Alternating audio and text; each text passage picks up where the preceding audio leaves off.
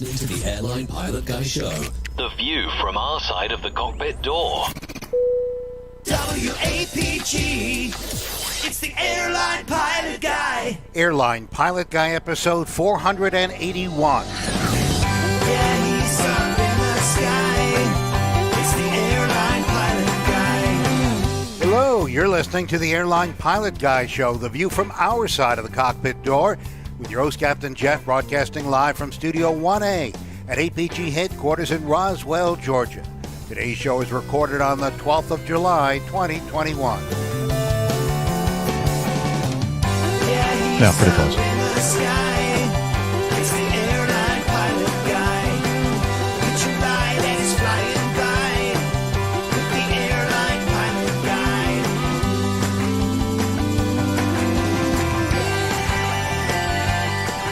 In today's episode, a Russian flight crashes into a cliff, leaving no survivors. A plane landing in Montreal kills a woman riding a lawnmower. More news, your feedback, and today's plane tale defending the Baltic Express. So get all settled in, tray tables and seat backs in the upright and lock positions, electronic devices powered on. I'm Radio Roger, and Flight 481 is ready for pushback. Thank you, Radio Roger. He is an award-winning TV and radio reporter, currently at the #1 all-news station in the nation, 1010 Wins in New York City. Welcome to the Airline Pilot Guy Show. It's an aviation podcast covering the latest in aviation news and answering your great feedback. I'm Captain Jeff, a pilot at a major legacy airline based in Atlanta, Georgia. And joining me today, down by the river in Riverside, California, his hotel studio, world traveler, airplane mechanic, Breitling cognoscenti, fitness hound, and international air freight captain. It's Miami Rick. Hello, everybody from Southern California. It's always sunny down here. I love it.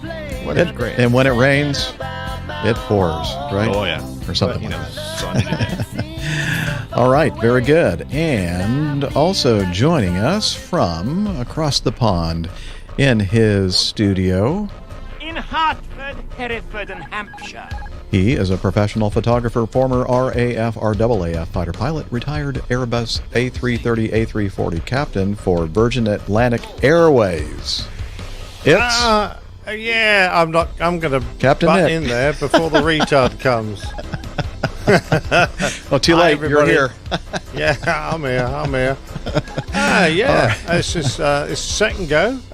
Fingers crossed. All right, very good. Well, with that, let's go ahead and get on with the news.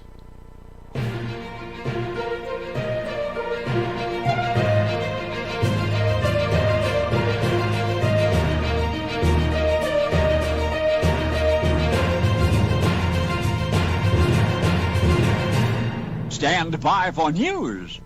Okay, I'm going to share my screen so everybody can follow along on the show. Trying something new here today. And here we go. Item 1 is a crash. Petropavlovsk-Kamchatsky, Antonov 26, AN26, registration Romeo Alpha 26085, performing flight 251 from Petropavlovsk-Kamchatsky to Palana, Russia, with 22 passengers and 6 crew, was on approach to Palana in foggy and cloudy conditions when contact with the aircraft was lost. The aircraft has not landed at any airport. The aircraft was later found to have collided with the top of the coastal slope about 3.8 kilometers, which is about 2.1 nautical miles from the airport. There are no signs of survivors. On July 7th, 2021, Kamchatka's emergency ministry reported rescue and recovery forces, 51 people strong, have reached the wreckage at the foot of the cliff and have so far recovered 9 bodies and identified one of the recovered bodies. The recovery operation is difficult, with winds around 18 meters per second, which is about 35 knots. Waves of 1.5 meters. A visual survey of the area is underway. If weather improves, a helicopter will join the efforts. On the 9th of July, emergency services reported they were able to recover one of the black boxes that will be sent to Moscow for decoding. Several human remains were also recovered. The search for the bodies as well as the second black box are still underway. Rescuers have, in the meantime, reached the top of the cliff. On July 10th, 2021, medical services reported that human remains of all 28 victims have been recovered and are being sent for further examination. Kamchatka's regional government reported contact with the aircraft was lost just when the aircraft was maneuvering to begin the final approach, about 9 kilometers, 5 nautical miles, before the airport at about 1500 local time. The aircraft had departed Petropavlovsk at 12:57 and was estimated to land at 15:05. The aircraft carried 22 passengers and 6 crew. The government also published a list of the passenger names. On the 7th of July, let's see. Okay.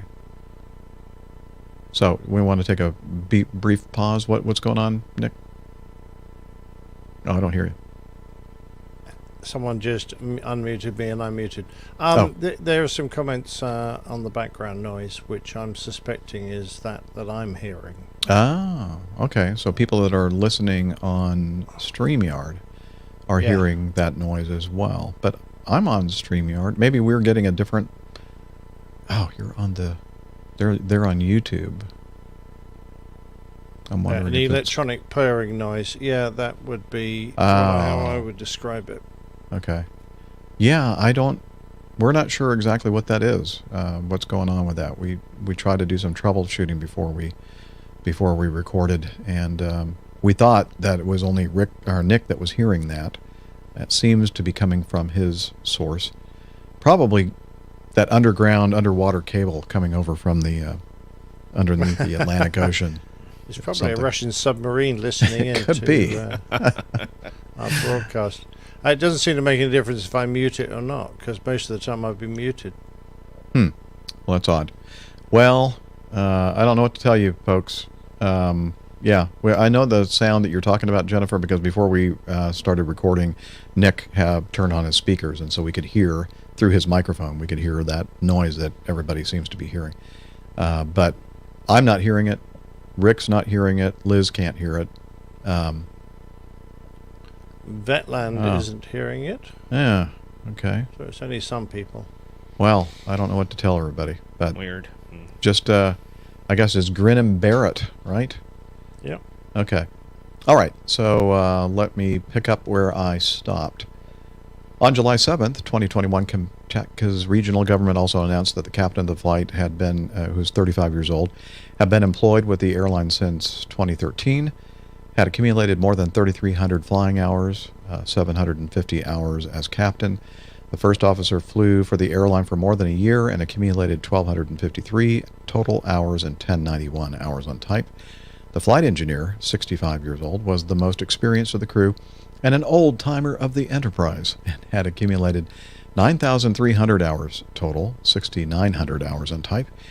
The navigator, wow, big crew, 49 years old, worked for the airline since 2018, having served in state aviation for 11 years. He had 2,090 hours total and 1,263 on type. The crew had flown together for a long time. The aircraft had been properly certified airworthy and had passed the last inspection in the week before the crash. Engineers of the manufacturer had participated in that inspection. The airline stated that the AN-26, that airplane has a service life of up to 35 years, and their aircraft have been sent to the manufacturer where the airframe undergoes a complete overhaul, including engines, for an extension of the service life. Excuse me. Of their 5 AN-26s, 4 had been overhauled already. The 5th was scheduled to be sent to the manufacturer this week and is currently not flying. Rosa Viazia reported the mountains around Palana were covered in clouds. Excuse me. Weather reported, the mountains around the airport were covered in clouds with broken cloud ceiling at 300 meters, which is 1,000 feet MSL, and overcast cloud at 720 meters, 2,400 feet MSL. A Russian pilot provided METARs for Palana about 6.5 hours after the crash. I'm not sure how that's really going to help. That's a considerable amount of time after the crash, and at that point it was about 4,000 overcast and 15 Celsius, and winds were 190 at 9 meters per second. Okay. According to a NOTAM, all RNAV and RNP instrument approach procedures for Palana were suspended from April 22nd, 2021 to July 22nd, 2021.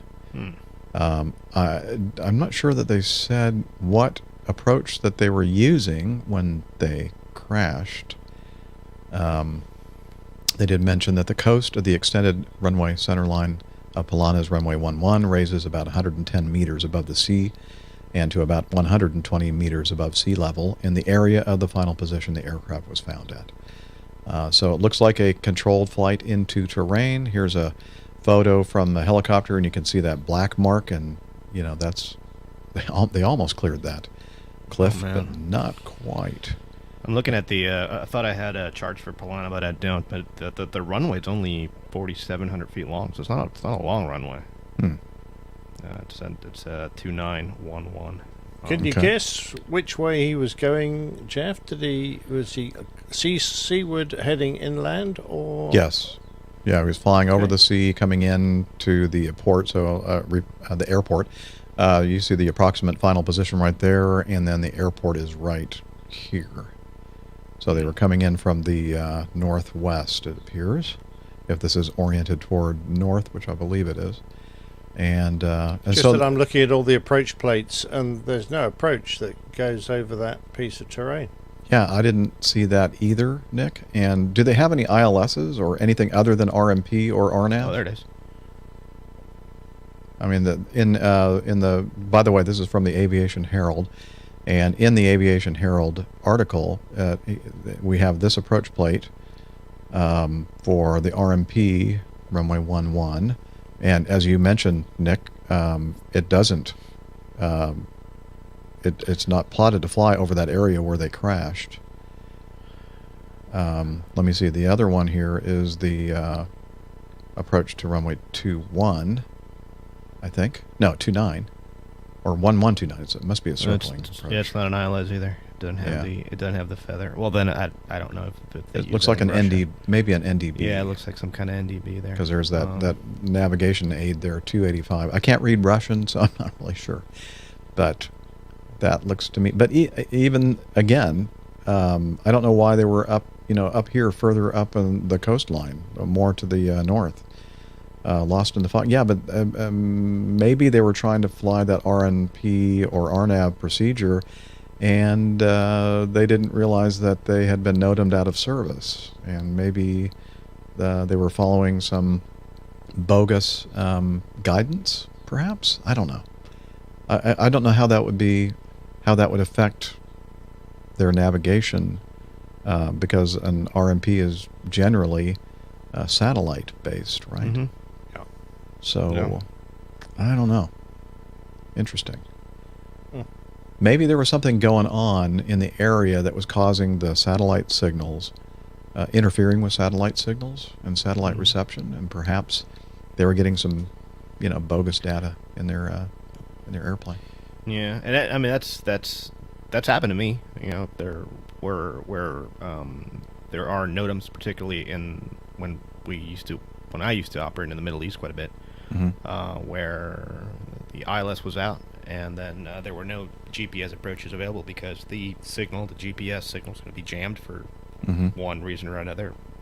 A lot of times military type operations, and so you can't rely on that. So yeah, I don't know if there's something of military value around the area where this happened that could have warranted the signal being turned off, if that's what happened at all, but we don't know that at this point. But yeah, Ludwig makes a point, but we'd have a double problem if he was coming in on the wrong bearing and had the wrong QNH. That would be two errors, which is probably going to be.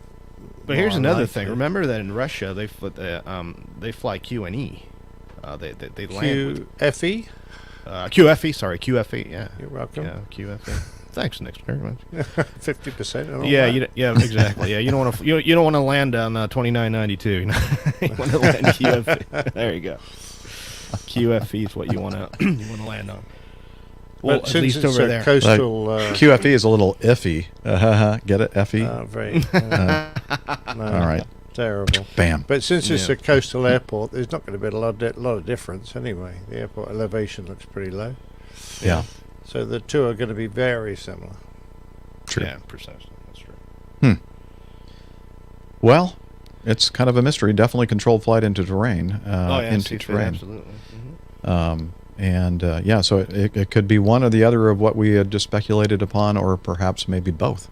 I don't know. We'll have to wait and see. Hopefully we'll get an accident investigation report when they start gathering the data, or data, if you prefer. All right. Did you just flip the bird at me, Nick? I just noticed that. No. You go like this. I'm sorry if I've upset you in some way. Okay. All right. Let's move on to the next item in our news notebook, and that is this. Again, from the Aviation Herald, avherald.com. A crash. Aliansa DC-3 registration Hotel Kilo. I was going to say Hector. Hotel Kilo 2820 performing a test flight from with 3 crew was climbing out of Villavicencio, Colombia. Would that be right, Nick? How would you say that? Nick. I don't know if Nick could. Rick. Rick. Nick, Rick. You guys need to change your names. It's too similar. Villavicencio. Well, that sounds like Italy to me, but this is Villavicencio. Colombia. There you go. Villavicencio. Okay. About 5 minutes after departure, radar and radio contact was lost. The aircraft had not landed at any airport. It seems to be a theme so far. A search for the missing aircraft was initiated, and the aircraft was found destroyed. All 3 crew perished. Local media reported the crew declared an emergency shortly after departure. The search is currently focusing on the Guataquilla River Canyon east of the aerodrome. Guataquilla? Guataquilla. Okay. That was pretty darn close, wasn't it? Yeah, pretty close. Colombia's civil defense reported the aircraft was on a training mission. It has not yet been found. Colombian authorities have reported that the aircraft had been repaired and was performing a test flight. I guess not repaired well enough. The aircraft is suspected to be in the Guataquilla River Canyon northwest of the aerodrome between the villages of Restrepo and El Calvario at an altitude of about 1,600 to 1,700 meters. In the evening of July 8th, local time, Aerocivil stated that the search and rescue operations trying to locate the aircraft west of Restrepo are going to continue when sufficient daylight is available again. The next day, the wreckage was located in dense undergrowth surrounded by trees, and they had found that the crew had perished. No METARs are available for Sierra Kilo Victor Victor. The local weather station reported at 8 o'clock local, light drizzle, temperature at 22 degrees C, dew point 21, humidity 94%, winds from the west-northwest at 7 kilometers per hour, which is 4 knots, pressure 966 hectopascals. At 11 o'clock local time, there were thunderstorms reported. And here's a picture of the tail of the DC-3. And It's pretty low pressure, isn't it? Yeah. I think. Pressure. Yeah. And if you look at the temperature dew point spread and you apply the rule of thumb, you take the difference between temperature and pressure, multiply that times 400, gives you generally the altitude of the lowest layer of condensation or cloud. Uh-huh. You know, that only be Right. what, just about, And what did you come up with there? what do you got? 21 to 22? It's about 400 feet. Okay. Just Yeah, pretty low. that makes sense. Mhm. Looks like here's a picture from Google Earth, the airport down here, and then the final approximate final position over here. It looks like, Colombia is definitely a mountainous country for sure, right? Yes, particularly in the center, and that happens in all countries in South America. Well, along the west part of South America, all the way from Venezuela all the way down to southern Chile, the Andes run north to south there, and so it gets flying around those that type of terrain and these old aircraft, it can get a little tricky, and I imagine that obviously I don't know if they had. I don't imagine they had ground proximity warning system on an old DC-3. Maybe they did. I don't know. But Don't know. yeah. You know, Andes is where they make those mints, right? I love those things. Those Andes mints. Yeah, the green ones. Yeah. I was going to say the DC-3, don't they normally dangle some guy down on a rope and he shouts when he sees the ground? Yeah, That's ground ahead. Yeah. the ground proximity warning person. Bloke. Yeah. No, but I mean, I guess it's a lot of these old airplanes do have at least a some kind of GPS navigation retrofit, and then that has some kind of terrain awareness system. So, but then again, I don't know. It's weird. It is. And again, hopefully we'll hear something about what they suspect happened here right now. It's just so soon, I guess, that they really don't know yet. Oh, Miami Hick is here in the chat room. No, that's a mad dog. No, we don't use a rope with somebody dangling on it. We use chickens. Come on. Come on, man. Here. Frozen chickens, presumably. Come on, man. Frozen chickens, yes. All right. Anything else to be said regarding that, gentlemen? Or you two that are here with me on the... Sad loss of a vintage airplane. Yes, Yeah, for very sure. much so. Well, speaking of vintage airplanes, here is the next item in our news notebook, and it is regarding this. I don't mean to chuckle. The 737-200, an update on the 737 ditching. NTSB released underwater photos from Transair Boeing 737-200 that crashed into the sea off Honolulu, Hawaii on July 2nd. And if you look really, really closely, right over here behind the tail, I think that's Rick down there searching for the black boxes. Right? With my snorkel. Snorkel. Yeah, it's pretty good because it's sitting up to 420 feet down. That's deep. That's the way. It's absolutely. It says that's too deep for the divers to get black boxes. Not too deep for Rick, though. And here's another. Looks like the thing separated forward of the wing, and there's the forward portion of the fuselage. Call that section 41. You see the bottom data there? Yeah. This is temperature. 116 degrees Fahrenheit. Yeah, it's pretty dang hot down here. Okay, really? I think that must be a miscalibration or something. Wouldn't it have to be pretty darn cold at 420? It might be the internal temperature of the camera or the vessel that's taking the picture. Remote submarine. That's probably what it is. Underwater drone. Yeah. Well, look at here. It's 439.7 degrees. No, that's not degrees. That's depth. 439.7. Wow. Heck, that's one of the engines. There. Well, I can tell what happened. That engine's too short. Ah. Well, they must have put the wrong engine on it or something. Yeah, I put the short version. All right. Well, anyway, so it's interesting how if you look at the engine, it looks the blades there look relatively intact, at least on part of the engine there. Which I wonder if that engine was turning at all. Or are those static vanes right there in the front of that? Because it's guide vanes. Yeah, it's JT8D, and I think that those don't move. If I'm correct, if we have an engine, do we have an engine expert in the house? No, we don't. Okay. I don't know about that. We'll see. Yeah. Well, if they're blades, they look pretty intact. Yeah. Let me see if. Hello. Hello. Do you know anything about engines? No, nothing. Got nothing there. All right. But he knows about water, so He does. he's halfway there. I thought maybe that he'd be able to say something about it, but apparently not.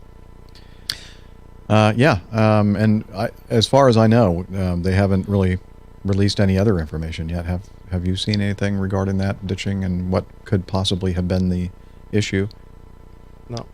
Oh, Hillel knows a little. Okay. Well, tell us then. start typing.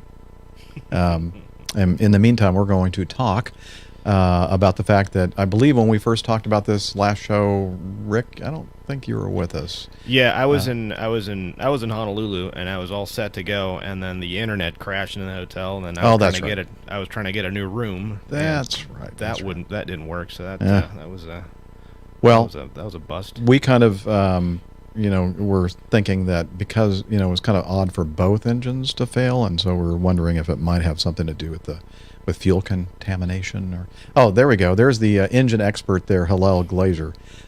Suck, squeeze, bang, blow. Okay. Well, same to you. Right back at you. Yeah, right back at you, man. Kind of rude. So apparently he doesn't really know that much about engines. Yeah. But enough to be dangerous. Anything else you might want to speculate upon, Rick? No, it was just it's interesting that those are the same engines that you used to fly with on the 727, right? 7.2, and then and also on the Mad Dog. Yeah, it's a great engine. Yeah. Pratt and Whitney. I was just going to say that because the front half of the aircraft are separated, it looks like it would have flooded and gone under pretty quick. So I think we're going to be able to say hats off to the Coast Guard rescue crew who managed to get both pilots out. And I don't know, because they were quite badly injured, weren't they? I don't know if they managed to get out of their own accord and were just floating around in life vests, but we do know the answer. Situation. Oh, you do? Well, yeah, because I watched the one of the local stations interviewed the Coast Guard pilots, and on a separate one, the Coast Guard rescue swimmer and flight tech, and they said that the one, I think it was the co-pilot, was hanging on to some cargo and that was inside of a cargo net, and then then they noticed that the tail of the 7.3 was still sticking up above the surface of the water, and they could tell that another crew member was like hanging onto that, and then the thing was like they were there when they watched it go under, and then he was kind of struggling, and they said drowning, and they were able to move from the guy that was near the cargo net to the captain that was basically drowning, and rescued him first. And I think he was good the job, boys. Yeah, good they job. got out on their own apparently. Yeah, apparently they did. Which Just you're shows right. what adrenaline can do despite your injuries. Right. Can you imagine? Was the first officer busy opening packages in case there was something interesting? He might have been. Okay. I don't know. Okay. So that's that. So hopefully we'll hear something soon about what they think may have happened here. Sharing the next item. You may have seen this, those of you watching our show. Virgin Galactic, Sir Richard Branson rockets to the edge of space. And this is from BBC News. And we have a little video that I can play here, and hopefully it'll start where I want it to start. We'll see. Yeah. 3, 2, 1. Okay. Release, they released the clean release. rocket, the Virgin rocket, and rocket motor burn. And Mach 1, can you hear turning what now. she's saying? Yep. Okay. She's not saying anything now. It gets up to about Mach 3 or something, doesn't it? It does, I It believe. goes quite Trim quick. complete. Unity is pointed directly up and heading to space. Things are looking great. We are 25 seconds into the burn now, approaching Mach 2. There we go. It's going, she said, straight up, pretty much. 30 seconds, Mach 2. Everything's looking really good and stable. Yes, she is perky. 40 seconds. Quite. 45 seconds. 45 seconds. I bet next it's 50 seconds. Oh, 50 seconds, approaching Mach 3. nailed it. Whoa. Mach 3. There's Mach 3. There it is. I can tell by looking at it. And 60 seconds, and that is a full duration burn, folks. We are headed to space. They run out of fuel And the already. passengers in the back have been cleared to unstrap. Uh-oh. Our predicted apogee is 279,000 They'll feet be and serving climbing. drinks shortly. Yeah, they'll be floating the pilots around. are now unlocking the feather, and As soon as they do that, it's going to initiate a backflip for Spaceship Unity. This is normal. We want those windows pointed down towards the Earth to maximize that incredible view. Yeah.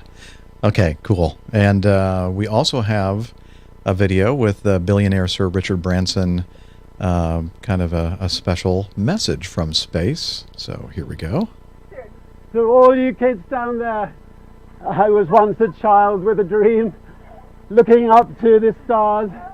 Now I'm an adult in a spaceship with lots of other wonderful adults looking down to our beautiful, beautiful Earth. To the next generation of dreamers, if we can do this, just imagine what you can do. Yay! Hey, he's going, I wonder where my favorite captain is. Captain Nick Anderson. Wouldn't want me in charge of that.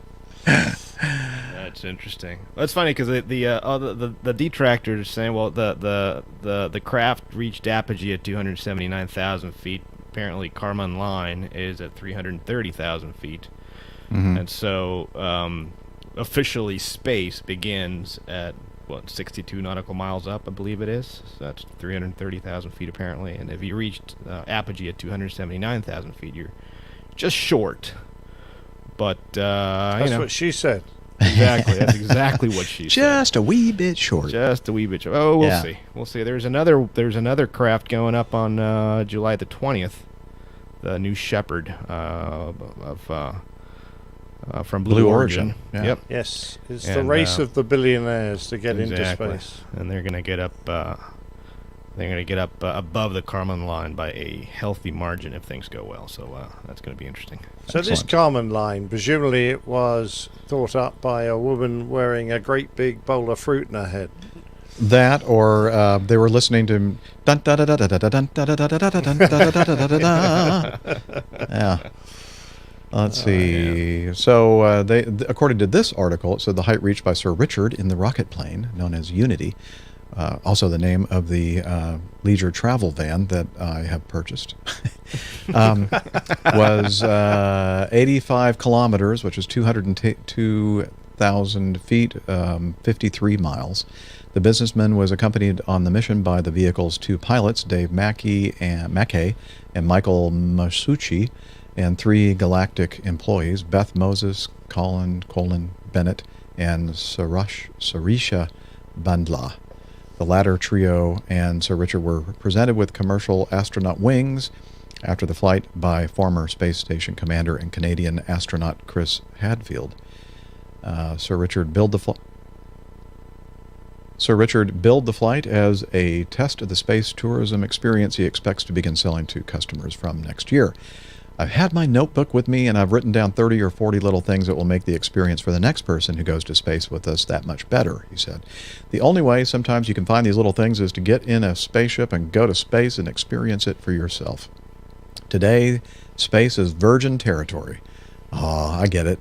The moment Sir Richard Branson's rocket plane reached its highest altitude, some 600 individuals have already paid deposits for tickets that will cost them up to $250,000 US, 180,000 pounds. These are all people who want to reach a height where they can see the sky turn black and marvel at the Earth's horizon as it curves away into the distance. Such a flight should also afford them about 5 minutes of weightlessness, during which they will be allowed to float around inside Unity's cabin. It's been a long road for Sir Richard to get to this point. He first announced his intention to make a spaceplane in 2004 with the belief he could start a commercial service by 2007. But technical difficulties, including a fatal crash during a development flight in 2014, have made the space project one of the most challenging ventures of his career. There's a picture there of the two pilots on either end, and then the ones that have the gold material on their right legs are the passengers, including Sir Richard Branson. And so interesting stuff going on. They said that California tech entrepreneur Elon Musk, of course now he lives in Austin, Texas, I believe, he actually went out to the spaceport in Arizona to support this whole thing, which was kind of nice of him to do. Well, yeah, after all, his space exploits are considerably more sophisticated. But, yeah. Yeah, and following the flight, Mr. Bezos sent his congratulations to Branson and the Virgin Galactic team. Anyway, and here it talks about that Carmen line. Oh, it's spelled differently than the opera. Oh well. Oh well. Yeah. Carmagia? Oh yeah, it could be, yeah. Like the Volkswagen car, yeah. Okay, here's a little graphic of the journey, Spaceport America, and they are with that aircraft that launches the vehicle. And I guess this is the only one that kind of uses that sort of technology as opposed to Blue Origin and Elon's rockets that use traditional rocket boosters. Mm-hmm. Anyway, so pretty cool. It's interesting to see what's going on in the world of space. There's that. Go ahead, Liz.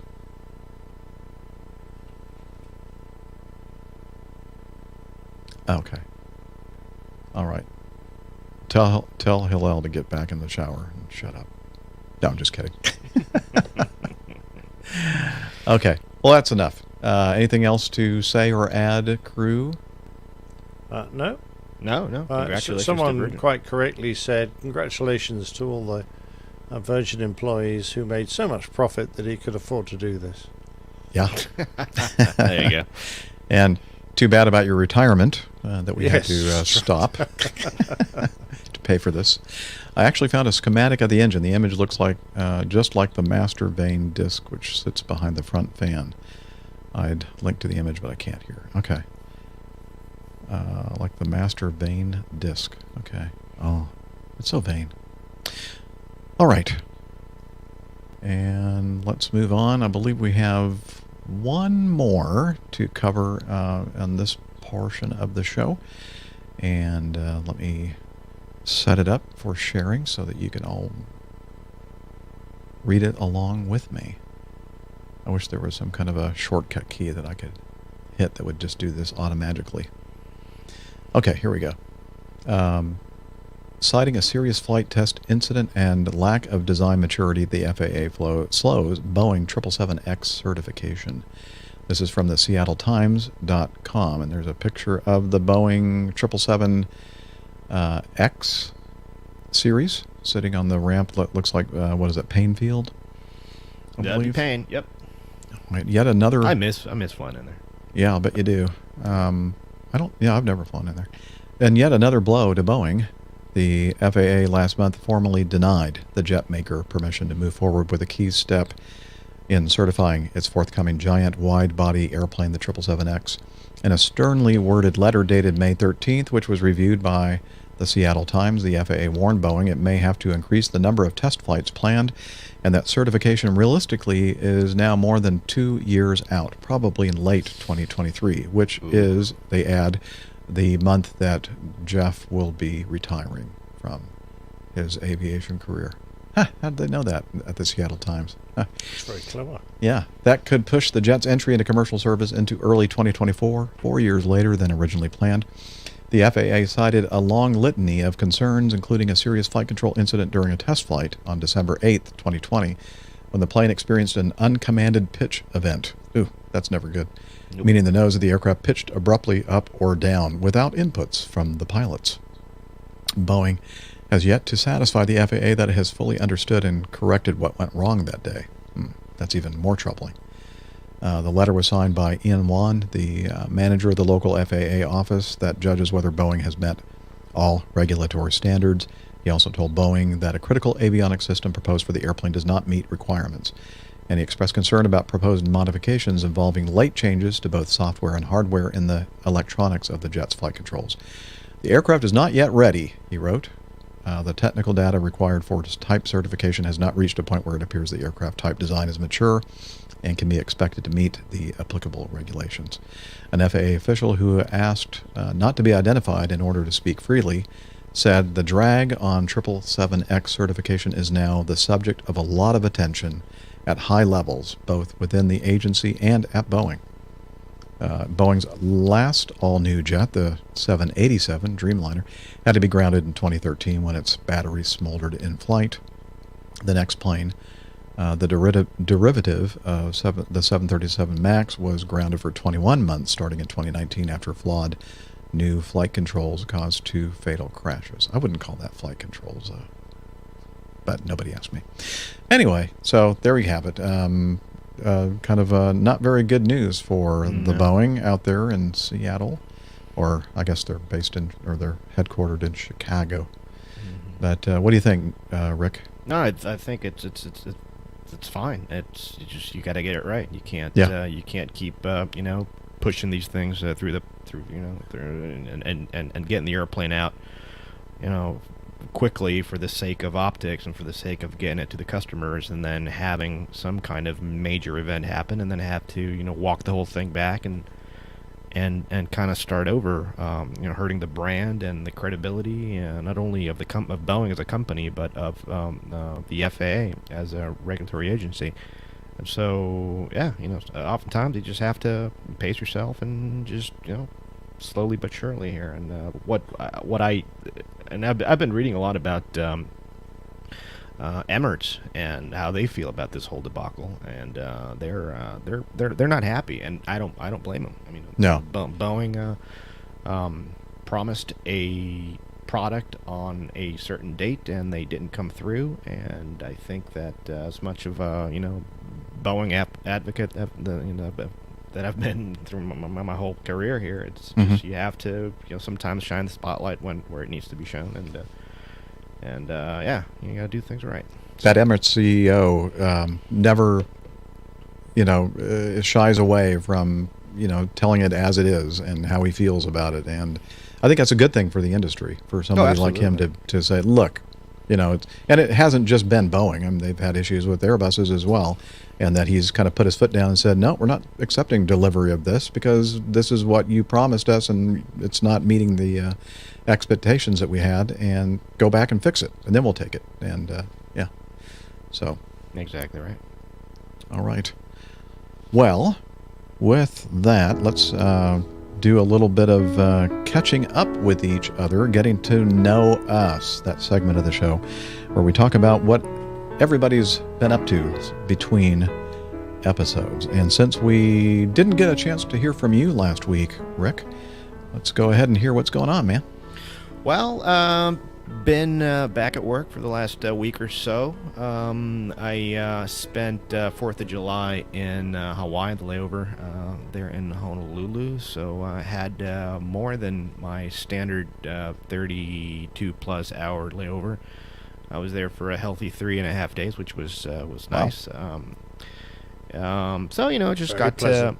Very, very, very, very pleasant indeed. I had, got to go out and, do my usual thing, just go for my run. I like to go up Diamond Head there, the little peak on the edge of the island there, and then just enjoy the ocean and the sun. It was really nice weather there. So I did that during the 4th of July. Well, interestingly enough, there weren't any fireworks in Honolulu to mark to mark 4th of July. Because of COVID.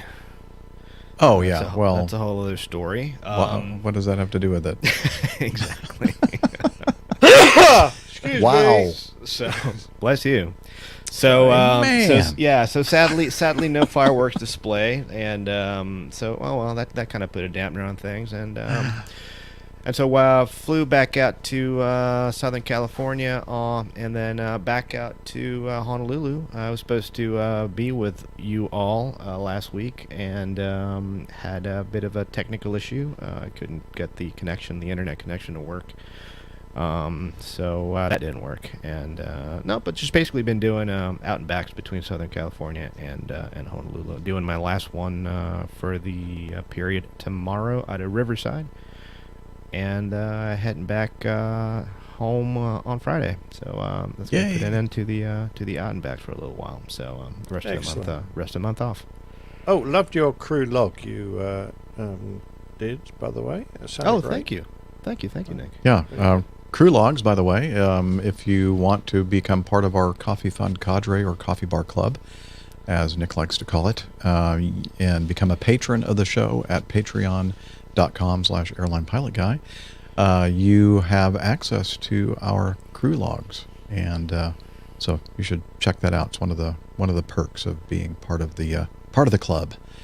And both Nick and Rick, very recently, in just the last few days, have submitted new crew logs. So, although mine are not as produced as Nick. Nick puts a lot of effort and nobody got more time into the production. Nobody can match that. No, absolutely not. I just kind of something gets in my head, and I'm like, oh, this will be interesting. So that's good. That's what we want. Yeah. So a stream of consciousness, so to speak. And you learn, you school us and you learn us on a lot of different things. Interesting stuff. Yeah, excellent. Well, I hope that you'll enjoy your time off. How much time do you have between the next? So till the end of the month, we have a lot of things going on in Phoenix. We're getting ready to list the house, looking for a new place down in Florida. So doing that, and then when I get back home on Friday, I have to deal with contractors and painters and flooring people and all sorts of stuff. So it's gonna be a busy couple of days, and then realtors and all sorts of things. But yeah, it's fun. But hey, when you have you found a place in Florida yet? A couple of places, yeah, a couple of places. Do they have extra guest rooms? Oh, absolutely. Yeah? Oh, absolutely. Excellent. Okay, good. I'll be. You are, and RV parking as well. So. Oh, good. And I'm bonus. And I'm serious. A lot of places do have RV car parking. So, excellent. 50 amps, man. Or no, 30. I think I'll just need 30. Yeah. Cool. All right. Well, I can't wait to hear the journey. And sorry to hear you're going to be working hard, but it sounds like it'll be worth it. Yeah, yes, sir. All right, Nick, sir, how have you been? Not good, sadly. Very sadly. Wow. What's up, man? I'm suffering from a bad back right now, and pretty heavily junked up now because it's got quite serious. And I mean, I'm actually having trouble just walking. So I can't sit at the computer for very long either. So things not brilliant. Hoping that will be sorted before too long. I'm seeing physiotherapists and consulting with my doctors, but there you go. That's life. We'll need to dispatch Captain Dr. Steph. That would be a nice idea. Head out so there she and could stab me in the back. You mean? Yeah, give you a couple jabs in the sure back. That'll fix it. Literally. Funny enough, this all kicked off when I was flying the F-18. That airplane's got a raked seat. It leans back quite a lot, which, a lot of us have back problems because when you try and look behind you, you actually have to pull hard against the shoulder straps, lean forward, and then twist your body. Because if you look back in a rake position when you're leaning back, you actually are looking back and down. Which is no good when you want to look inside the circle because the guy is usually above you. So you end up with a bent back, twisting under lots of G. And quite a few of us. That's when it all kicked off. And Wasn't the F-16 was the F-16 the first fighter that had that reclining kind of position? Like a 30-degree recline I believe so. Yeah. I mean, a lot of aircraft have it to one degree or another, but the F-18 wasn't quite as raked as the F-16, but it was enough for you to have to twist, lean forward and twist, and that was not really good for your back. I'm wondering if you know, or if anybody knows, did they kind of continue with that sort of reclining seat with the new generation of jets like the F-22 and F-35? Doesn't look like the F. I've seen the F-35 pretty close up. Doesn't look like it's got much of a rake, which is fine. They thought about it because they thought, well, if we reduce the vertical distance between your heart and your head, that means that you've got better G tolerance. But actually, you have to go quite a long way back for that to have any true effect. You're much actually better off using one of the other techniques like a better G suit, better training, better muscular control and ability to tense your body up in an anti-G maneuver, and even in artificially inflating the lungs, because that's another thing. If you lean back too much, the lungs rest on the back of the rib cage and compress the alveoli there, which rather negates the slight advantage you get from tilting back because your lungs aren't working as efficiently. You can overcome that by increasing the pressure of air that you're being fed into your lungs, a bit like using a respirator through your mask. But it all gets a bit complicated, and I don't know enough about it to really be able to say. All I know was it hurt my back. Yeah, and that. I know what it is. You're just too damn tall to be flying fighters, Nick. That's true exactly too. Right. That was another problem. Yeah, should be like me, 5'8", 5'9", you'd be 190 perfect. pounds. Actually, your build would be ideal. You'd be spinning around at 9G, going, come on, give me some more. Lots of beer, lots of burgers, high blood pressure is what you want. Exactly. So not very comfortable at the moment, and I'm not looking forward to getting out of this chair because that's when it kind of hits. Yeah. Anyway, seeing lots of specialists, so hopefully they'll sort something out. More importantly, to do with aviation, I've just been trying out my laptop connected up to the background tonight, because tomorrow I'm giving a little talk to the Yorkshire Aviation Society. Oh wait, I think we have something like a little teaser here. Yeah. Right. This is them. Yeah. Hang on. All right.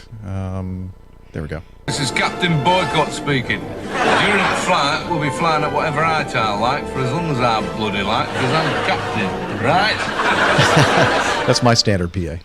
And of course, the yoke with the beer tap, the ale tap is perfect. Brilliant. Love it. Exactly right. Yeah. I actually, I even put some Yorkshire in my script as a welcome. So, they're notoriously a hard audience, but I'm sure being aviation folk, they'll give me a bit of a break being a southerner. Anyway, that's that's for tomorrow night. And I wanted to say special thanks to Ethan Allen. I don't know if he's listening, but it was his idea that gave me the germ of a thought to produce tonight's Plain Tale. So that's big thanks to him for sending in ideas. And I do get lots of ideas from people.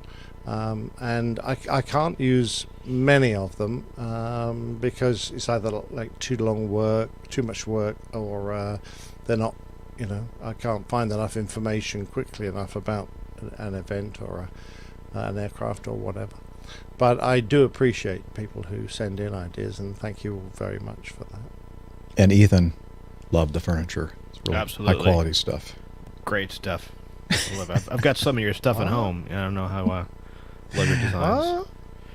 Yeah, it's a thing over here in the U.S. Ethan Allen makes traditional, very high quality traditional furniture. Oh right, okay. For homes. Okay. Yeah. So he'd probably be the mouse man of America. What does that mean? I don't know. The Mouseman is still a famous furniture maker, and his signature was to carve a little mouse on some part of the item of furniture.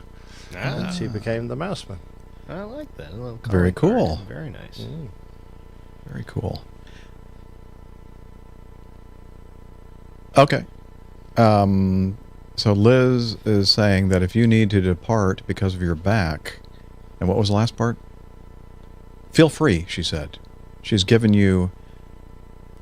You may be excused if you would like, but we're going to be doing the Plain Tale, right? And you probably want to say something. I'm going to stick around for a little bit. And, okay. During the Plain Tale, I might turn everything off and back on again, see if I can get rid of that background noise. Okay. Not that it'll help you, right. but it'd be nice for me to know what it is.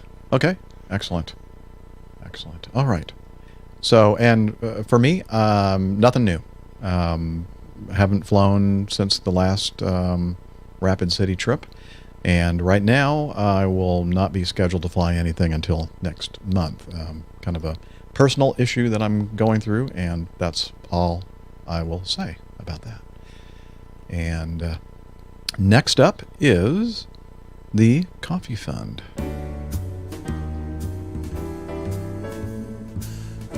Johnny, how much more coffee? No thanks. I love coffee, I love tea, I love the APG community.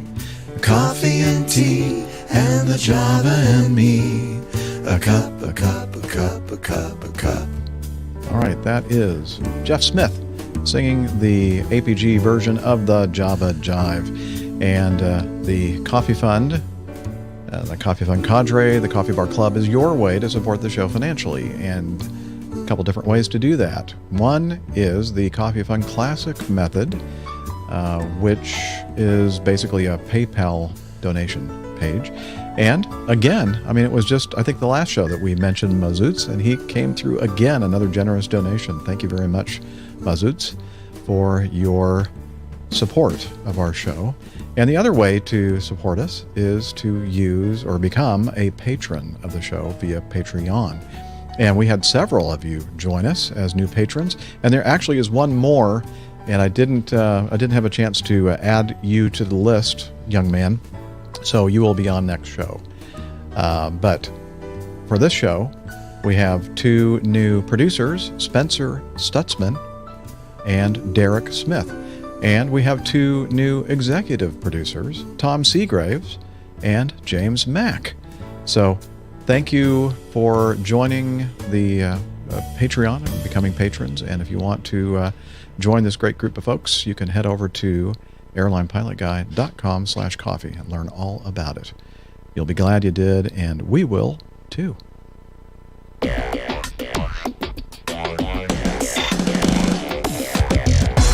Captain, incoming message. Okie doke. Here we are in the feedback section of part 1. And we should probably, we being the royal we, I need to get over to my Evernote application. Oh, look what we have here. We have some audio feedback to start off our feedback this week's show. And it's from Landon. So take it away, Landon. Hey guys, this is Landon from the left coast. I'm not sure how long this is going to be, and I don't care because I don't know. I've just been doing a lot of thinking. As we all know, we lost someone, as Max Truscott put it, larger than life on July 4th. And it was a massive, massive blow to my mind. And I know if it's a massive blow to my mind, it's a massive blow to everyone else in the aviation podcast community. Maybe just even the podcast community as a whole.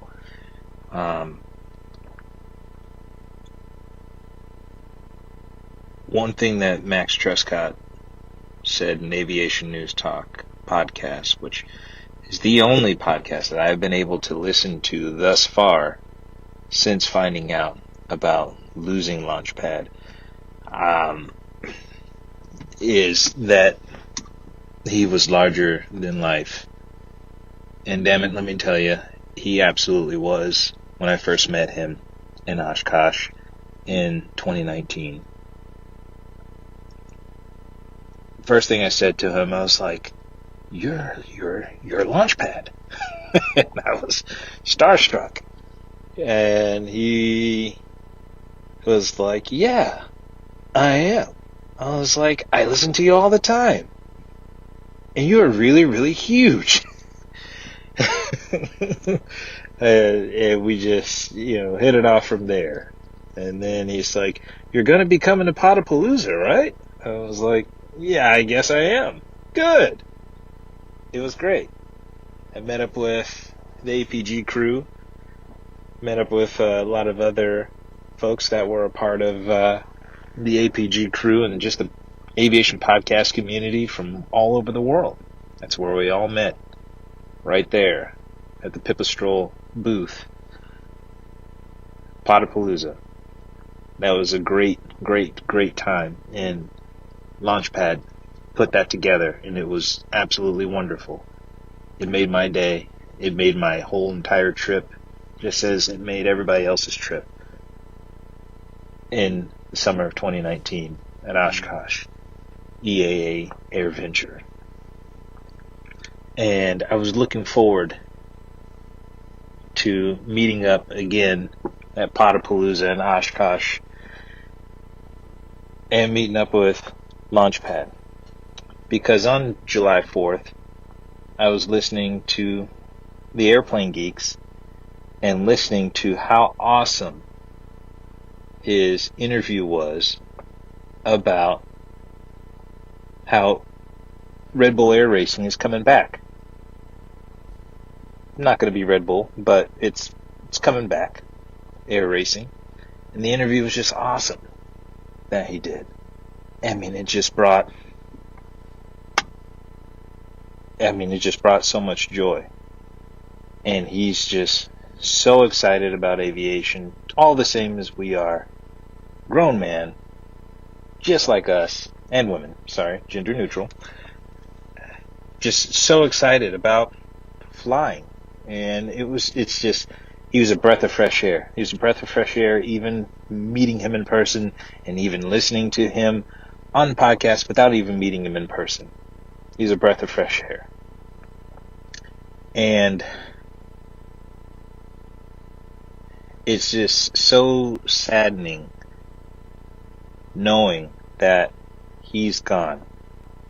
And I have several other episodes left to catch up to Airplane Geeks podcast, and I am not in the mood to listen right now, because I know that I'm going to hear his voice, and it hurts. That my time, the chances of hearing his voice are just limited. And then it got me thinking about podcasting in the aviation community as a whole. How important, how impactful you all are to all of us listeners across the globe. It's devastating that Launchpad is gone, and it would be devastating if we lose any of the rest of you all, especially the two individuals that, in my opinion, started aviation podcasting. Captain Jeff and Max Flight. And the co-hosts that we all listen to, that are near and dear to our hearts. How devastating it would be to know that we would lose all of you. And I want you to know that I'm speaking on behalf of all the podcast listeners across the world, that we love you all from the bottom of our hearts, because you guys have created gold. I shouldn't even say gold, it's platinum, what you guys have all created. And Max Flight, thank you for bringing us Brad Launchpad Marzari. Thank you. On behalf of all the podcast listeners, thank you.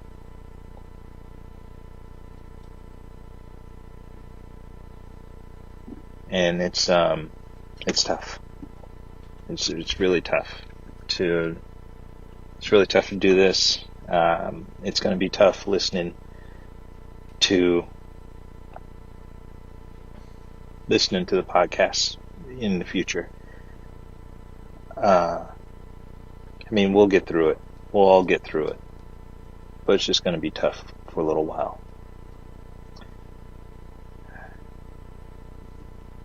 But I'm going to send this to all of our podcasts that we all listen to. All of us. And this goes out to each and all of the co-hosts and aviation podcasters. Thank you from the bottom of our hearts for all that you have done, all that you do, and all that you will do for us. And we appreciate you all. Landon from the left coast, signing off. Wow. Thank you, Landon, for taking the time to record that. You could just hear it in your voice. It was not easy for you to do that, but thank you for expressing yourself in that way. And as much and important as you think that we podcasters are, I mean, we couldn't do this without people that want to listen to what we're saying. And it's you, Landon, and others like you in the community that really are the important factor in all of this. And thank you again for sending that expression of grief and mourning into the show. Yep, very well said, Landon. Yeah, absolutely. That was very, very deep, and I second Jeff on that. It's like a flight crew and a dispatcher, kind of 50-50 here, where we don't go anywhere without you. Mm-hmm. So a lot of it does rest on you, and so we thank you for that. Yeah, and your feedback. I mean, that's what really makes that's really what makes this show is all the feedback that we get from you all out there in the community, and keep sending it in, even as difficult as it may be, like this one from Landon. Main Man Micah says, please let the listeners know to check out Airplane Geeks episode 660, where we give a tribute to Launchpad, and also a new story about Launchpad will be featured on this week's episode, number 661. So we'll put a link in the show notes for you all to check all that out.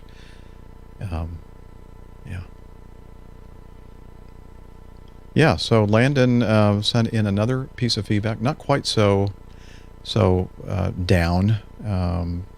And let's see, let me get to it here and hit the play button. Okay, why is it not working? Okay, here we go. Hello, APG. It's Landon from the left coast. Hello, Captain Jeff, Nick, Steph, and Miami Rick. Alright, so all I have to say is, I don't have much to say, but I have something to say. Which is, hey, Miami Rick, I keep forgetting that you fly into Stockton. I used to live in Stockton. So, let me know next time you're coming out, and I'll come fly out there and I'll pick you up. Alright, you're the only APG host I have not had a chance to meet yet. So yeah. Alright. That is all. Okay. Well, there you go. What do you think about that? Oh, absolutely. Rick? Yeah, I've got a Stockton layover coming up in August, and I'll reach out to you here, and we'll line something up. Absolutely. Excellent. Would love to meet you. Yeah, Landon's a rock solid guy. Okay. Number 6. Okay, we're going to skip to 6. And this is some feedback from Jez. And he said, oh, you know what? I need to share this one too, because he is sharing something with us. He said, sorry to keep emailing these in. Perhaps I should follow Hillel's solicitations at the end of each broadcast to join him in Slack. Although I worry that is just his name for shower. Well, yeah, I think it might be. He probably is at home. Says, "Hey, honey, I'll be back. I got to go take a Slack." Excuse me? All right. Yeah, that does make him a slacker. Anyway, I had a feeling you covered something about somebody resetting circuit breakers repeatedly before, but this is from Airbus's mouth. And then he sends us this link.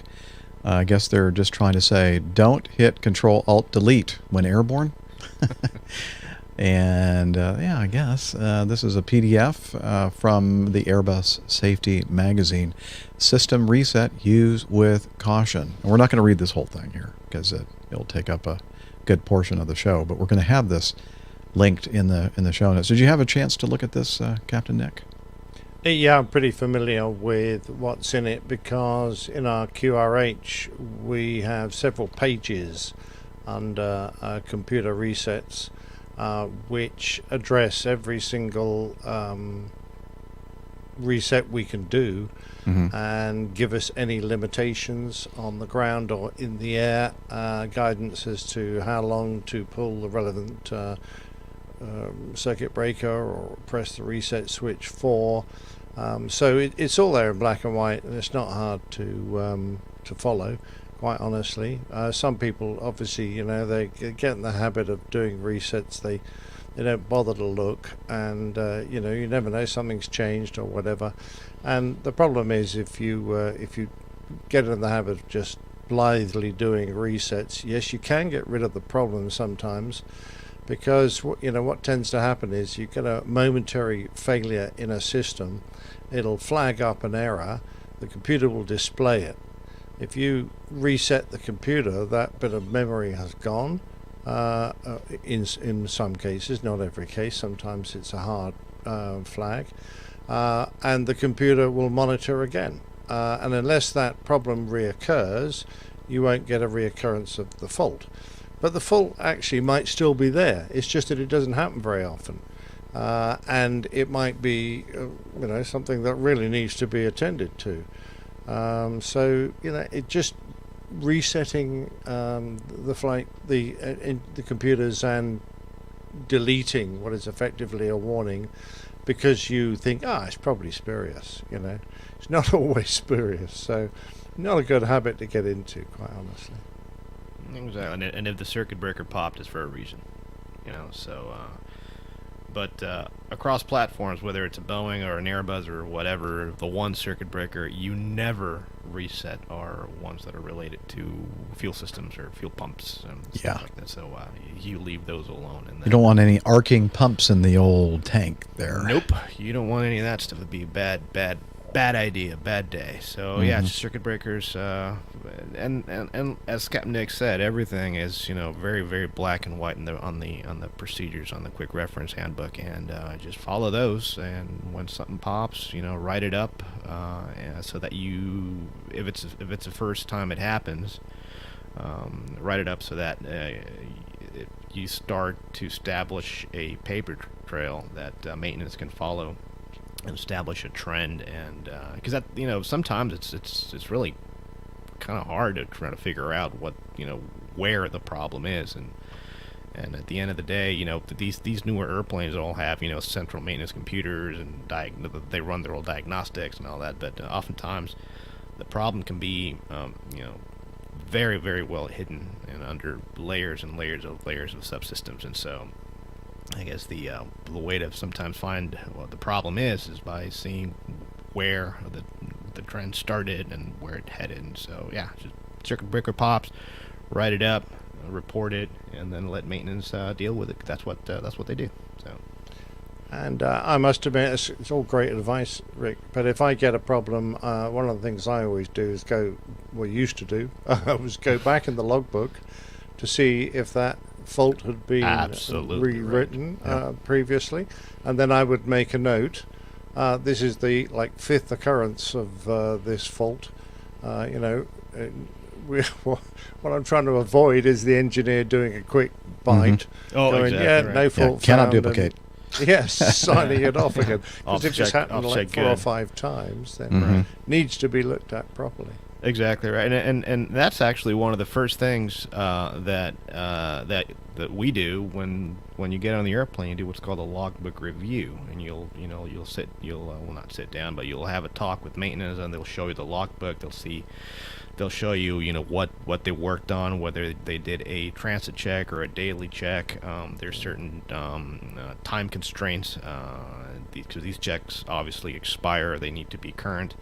And then again, as Nick said, if you're going to establish any kind of trend regarding a an item that keeps getting written up, then you obviously want to go back and see how far this problem goes, and so that you know what to expect if it happens again.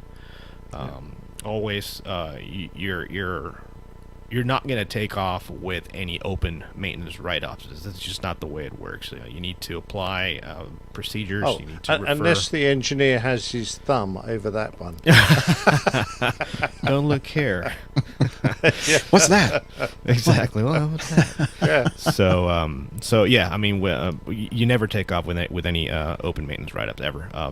Before you take off, for you to be legal to go. There, exactly. Look, squirrel. Before you're legal to go, you need to refer to a document called the DDG, Dispatch Deviation Guide, and there's going to be a list of things that can be inoperative as long as it's written up and documented, and things that are not flight critical. And if that's the case, it's written up and it's deferred. These deferred items do have an expiration date as well, and as long as the deferred item is not expired as of yet, then you're legal to go. And so, but these are things that you look at when you sit down and actually do your logbook review.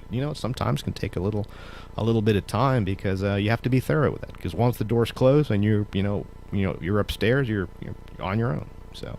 Is that all part of that pre-flight, pre-game kind of thing that you had a crew log on last time? No, that was more of what I do at the hotel. Actually, my next crew log is going to deal with what happens when I get to the airplane. Oh, okay. So look forward to that. Working on that. Okay, sweet. Okay, yeah, become a patron so you can get these crew logs. All right. Let's see. Guess we're ready to shift over to. Is there some feedback from any geezers in the pile there? Is there? Okay. Let's see. Oh, look at that. Larry. 50% accuracy rating. Is he talking about us? Let's see.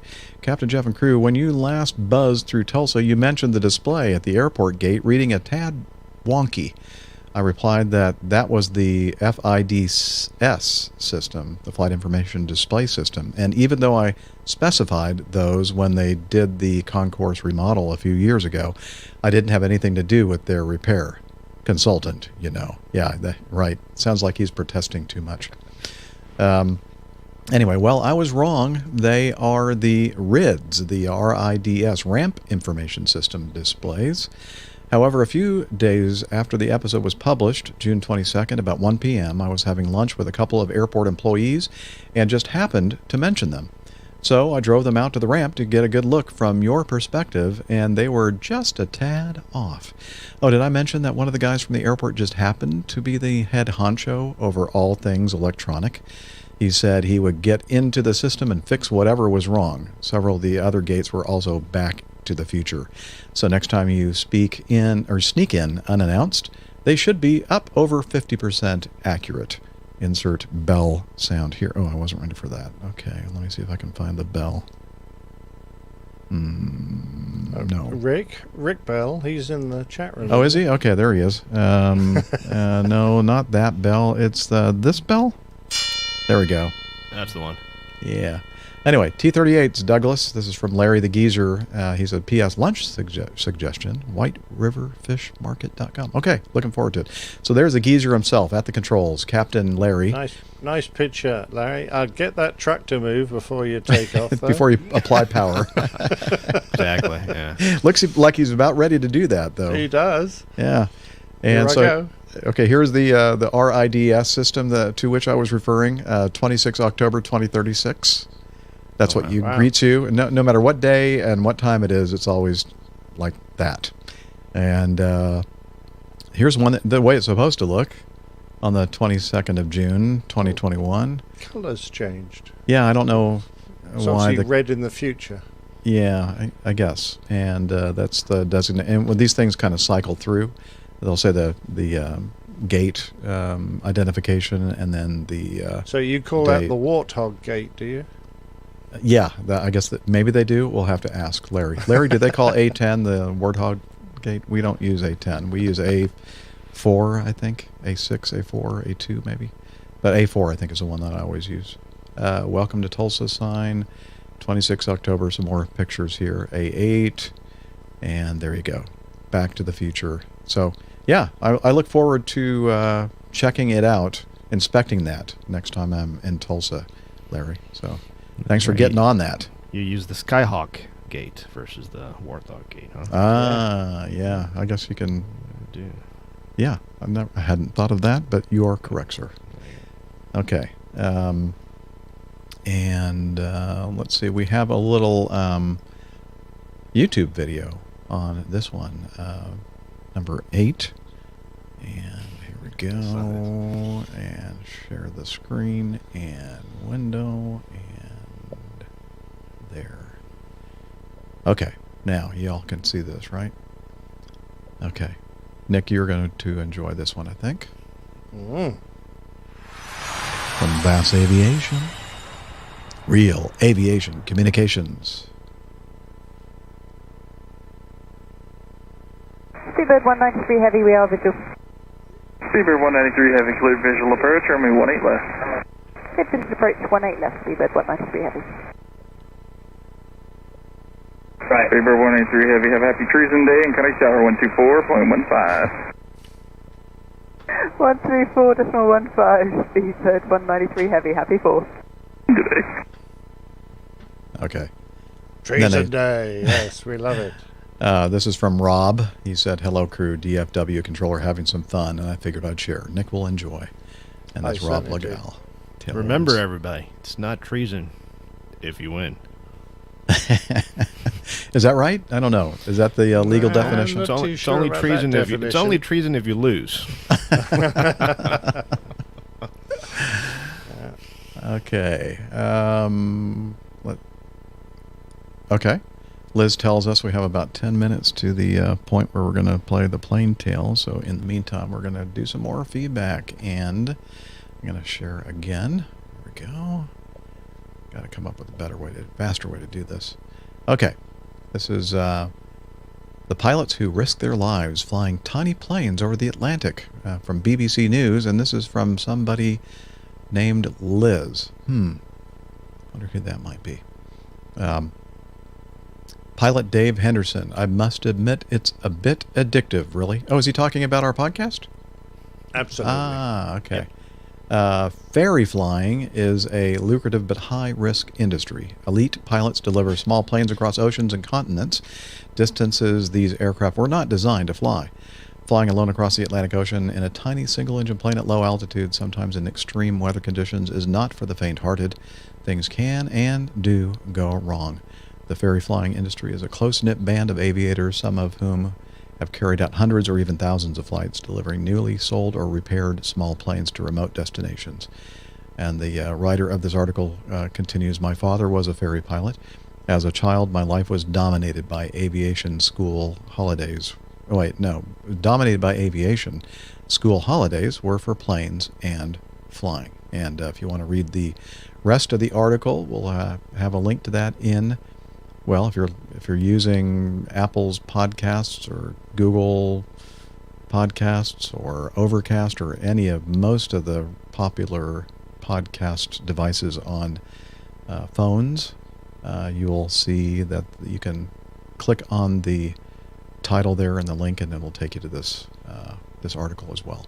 So again, from BBC News. Thank you, Liz, for that feedback.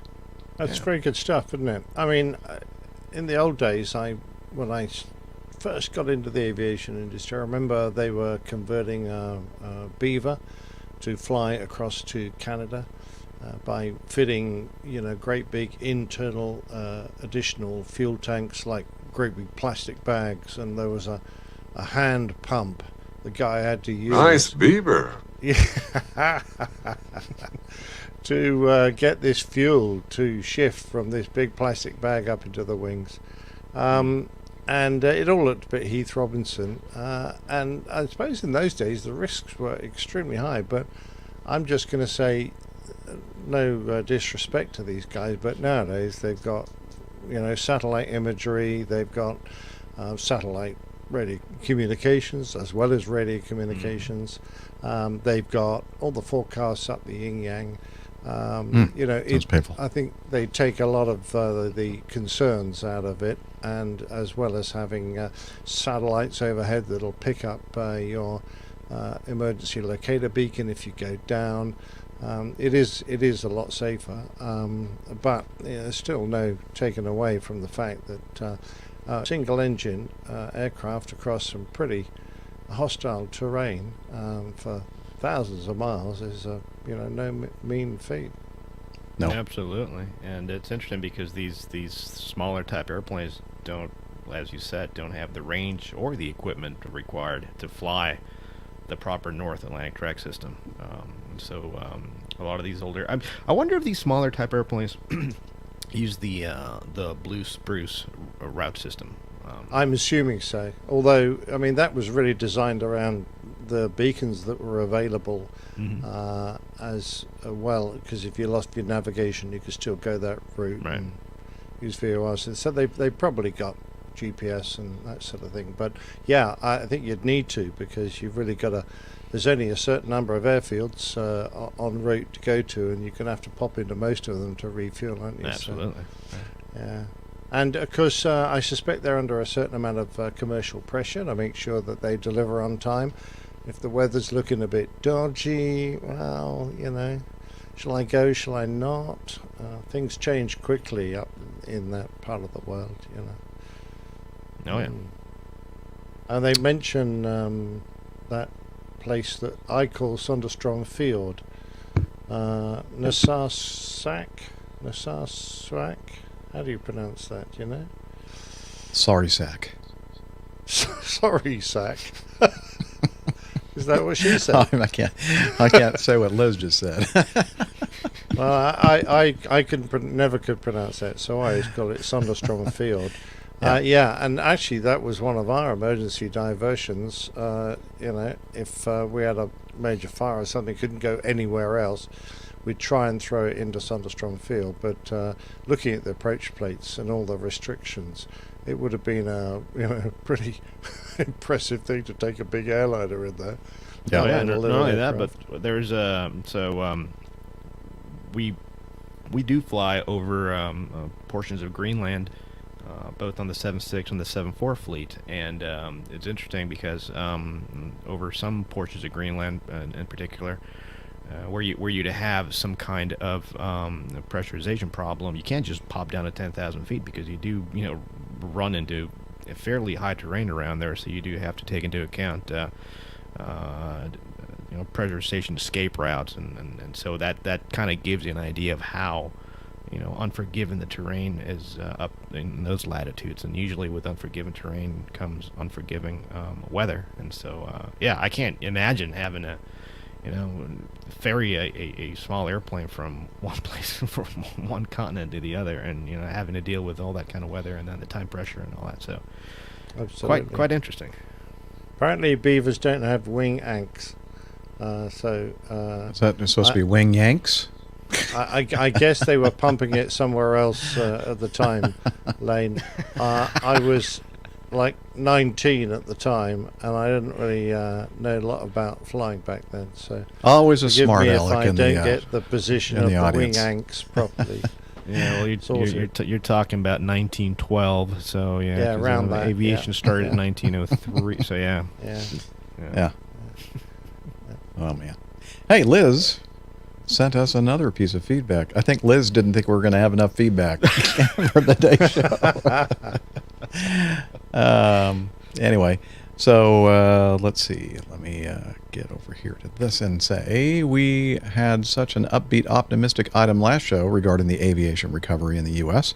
I thought this article would be an interesting contrast regarding what the situation is in other parts of the world. So you're going to have to bring us down now, huh, Liz? Okay. Qantas international pilots have revealed the significant toll extended periods without flying is taking on their mental health.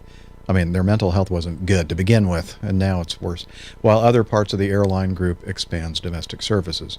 The anguish facing long-haul pilots who have been stood down has been aired internally on the airline's online communication system, Yammer, in response to Qantas executive John Gissing last month seeking to start a conversation about Men's Health Week. In their comments, the pilots laid bare the impact a seemingly endless stand-down is having on their lives, warning that the worry that breeds from uncertainty is palpable. Here's a nice picture of a Qantas A380 Super Jumbo parked up at the storage facility in California last year. The Herald obtained the messages on the basis that it did not name the pilots in order to respect their mental health. One pilot, who was close to 500 days without flying, said he rarely slept through the night and was usually awake between 2 a.m. and 4 a.m. The financial hit has been significant, but it pales in comparison to the mental hit.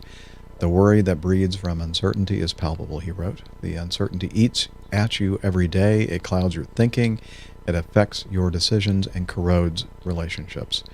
He warned the mental effects will be significant, and international crew felt abandoned as other parts of Qantas expanded while they faced a seemingly endless period of stand-down. Qantas has added 45 routes to its domestic network since the start of the pandemic, as the airline group seeks to gain market share vacated by its trimmed-down rival Virgin Australia. But most of Qantas's international flying has been halted due to the government's COVID-19 restrictions. And again. Yeah.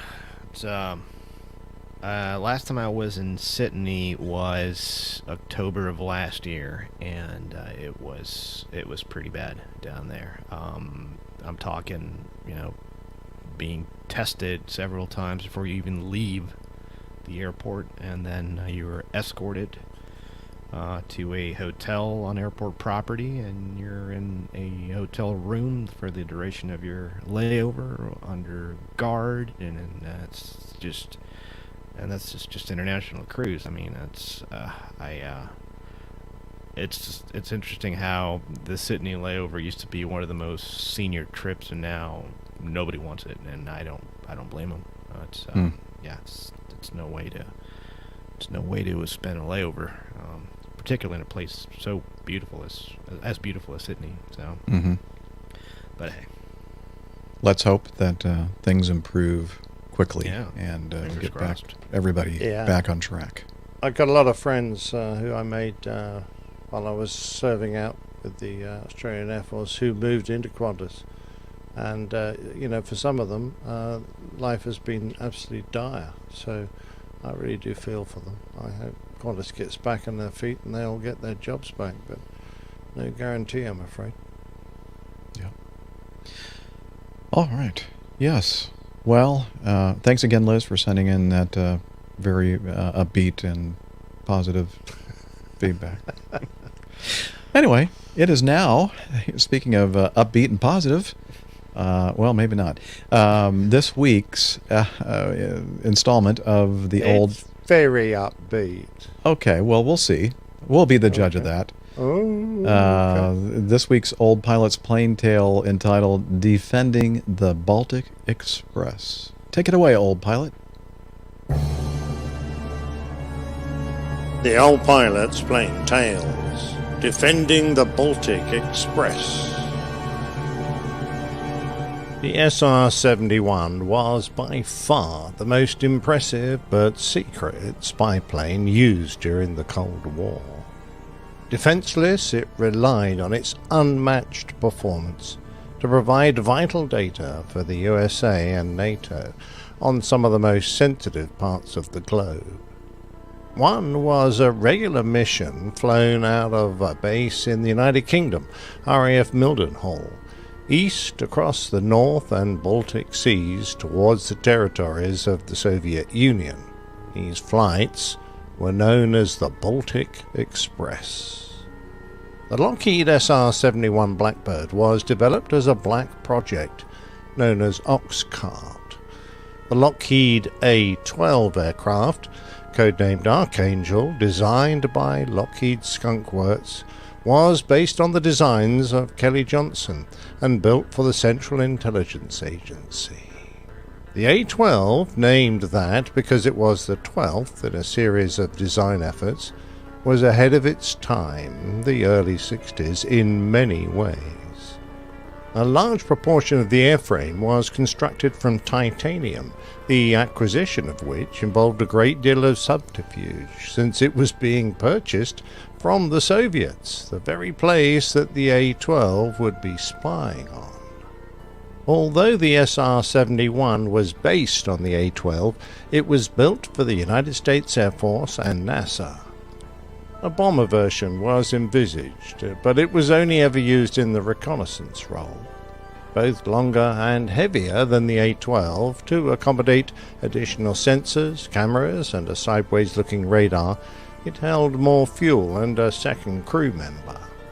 It came into service in 1968, and apart from its low radar cross-section, inbuilt electronic countermeasures, its only defense against missiles launched against it was to accelerate and outfly the threat. Although its design speed was Mach 3.2, pilot Brian Schul flew faster than usual to avoid multiple interception attempts. Afterwards, it was discovered that this had actually made the engine more efficient by reducing fuel consumption. It used a special cesium-based fuel to reduce the radar visibility of its exhaust fumes, and as of 2020, it still remains the fastest air-breathing manned aircraft ever built. The Blackbird was deployed to the United Kingdom in 1976, from which it flew two main routes. One was up the west coast of Norway and along the Soviet Kola Peninsula, which contains several large naval bases of the Soviets' Northern Fleet. The other route, across the North Sea, over Denmark, and around the Baltic Sea, which also contained many coastal military bases of interest, returning along the thin stretch of airspace between Öland and Gotland, both of which were part of Sweden, a neutral country. This was the Baltic Express. In 1949, Sweden chose not to join NATO and declared a policy of remaining non-aligned during peacetime and neutral in war. However, don't ever confuse Sweden's status as one that was brought about by pacifism. At the end of World War II, the Swedish Air Force had over 800 combat-ready aircraft, and it then underwent a rapid modernization program, choosing the best aircraft it could find from abroad. It equipped with the P-51D Mustang fighter and the de Havilland Mosquito NF-19 night fighter, before moving into the jet age with the de Havilland Vampire. The Swedish military soon realized that they needed even stronger defenses to counter the threat presented by their near neighbor, the Soviet Union, and in the closing months of the war, the Saab team began working on two proposals for jet fighters. After getting their hands on some German research data, the winning design, codenamed the R-1001, was altered from a straight-wing layout to a 25-degree sweep. Belying its chubby looks, the Saab 29 first flew in 1948 and proved to be both fast and agile. Nicknamed the Tunnen, the Barrel, it set a world record speed of 607 miles an hour on a closed circuit, and by 1956, 661 J-29s had been built. Later versions were fitted with reheated engines and Sidewinder missiles, and although they were retired from operational service in 1965, they continued to fly in other roles until 1970. Throughout the Cold War, Sweden went on to equip its air force with modern and very capable aircraft until it became the fourth largest in the world. It possessed over 4,000 aircraft, out of which no less than 3,574 were armed fighters, with many hundred more in the bomber role.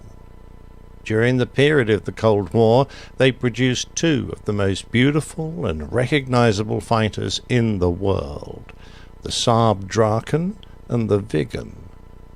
The Draken, best known for its amazing double-swept Delta planform, claimed many firsts. It was the first Western European-built combat aircraft with a true supersonic capability to enter service, and also the first to be deployed.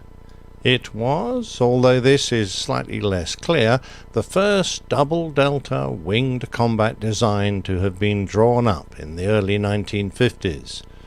It was also the first aircraft known to have performed the Cobra maneuver, and the first West European-produced aircraft to exceed Mach 2 in level flight. The role of the Draken was that of an all-weather interceptor, although its design made it more than capable of dogfighting. Originally planned to reach around Mach 1.5, by 1956 that was revised to Mach 1.8, and by 1959 it was fully capable of reaching Mach 2. The Draken was given the capability of working out of semi-prepared strips like public roads, carrying all the equipment needed to shoot down modern jet bombers. It could also be rearmed and refueled by minimally trained conscripts in less than 10 minutes. This Mach 2 fighter, with a ceiling of 66,000 feet, was, with its splendid body, for anti-fire controlled radar, sidewinders and 30mm Aden cannons, a formidable foe, and it could also carry the RB-27 missile. This remarkable weapon, built by Hughes and known in the United States as the AIM-26 Falcon, was a semi-active radar-guided missile carrying the W-54 nuclear warhead. As impressive as the Draken was, it was superseded by the equally striking Mach 2 plus capable Saab 37 Viggen. The Viggen also had a few firsts, being the first canard-designed fighter to be built in any quantity, and by many it was considered the most advanced European-built fighter jet until the arrival of the Panavia Tornado. Designed in the late 50s, the Viggen incorporated a weapon system which was integrated into the country's national electronic air defense system. It became the standard platform for all roles: air defense, reconnaissance, maritime patrol and ground attack, making it a true strike fighter. It had a sophisticated head-up display and initially iron instruments, but later versions would be fitted with 3 multi-purpose CRT displays. Had a full suite of sensors, including a monopulse radar with air-to-air, air-to-ground and terrain avoidance modes, as well as a look-down, shoot-down capability for the British Skyflash missiles it carried. Like the Draken, the Viggen was toughened to withstand operations from remote strips, and it was simple to maintain, rearm and refuel, and with 7 underwing hardpoints it could carry a variety of weapons for its mix of roles. In addition to its internal Oerlikon 30mm cannon, it could be loaded with Skyflash, AIM-120 AMRAAMs, sidewinders, rocket pods, anti-ship missiles, anti-surface missiles, including the AGM-65 Maverick, fragmentation bombs, explosive mines. The list is impressive and long. Saab built 329 of this incredible aircraft, and it remained in service until 2007. The Swedish air defense system was well aware of the Baltic Express missions that the SR-71s would fly, since at their peak they were occurring almost weekly. Although the United States Air Force aircraft remained out of Swedish airspace, the Viggen pilots would actually practice intercepts on them, and it was great practice for the integrated air defense system that existed in Sweden. There was little chance of getting in behind the Blackbirds, but they could be engaged head-on. However, it took very careful planning. The Air Operations Center would give the pilot warning to accelerate to exactly the right height and speed, and when to initiate a pull-up to acquire radar contact. The pilot had only one chance, and then, with a closing speed of around Mach 5, it would be too late. On some occasions, the Vigan radar would be countered by the Blackbird's electronic defense systems, but the Swedes learned to avoid triggering those defenses.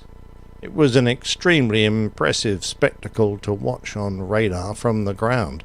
The intercept window was incredibly tight, and all the SR-71 pilot really needed to do was maneuver just slightly, and the intercept solution would change and the practice attack fail. One of the main problems facing the Vigan pilots was that one of the rules in their orders for safe flights stipulated that flights above 52,000 feet were prohibited without the use of full pressure suits, and those weren't available, so their pilots needed to be careful or they would be grounded by their divisional commanders. So it wasn't a complete surprise on the 29th of June 1987 when Vigan fighter pilots Roger Miller and Krista Huerberry were directed away from their training mission to intercept an intruder near their airspace. One of the pilots said that his fighter controller asked him if he was able to make an interception and identification of a certain interest. He immediately thought it must be an SR-71, otherwise he wouldn't have mentioned it.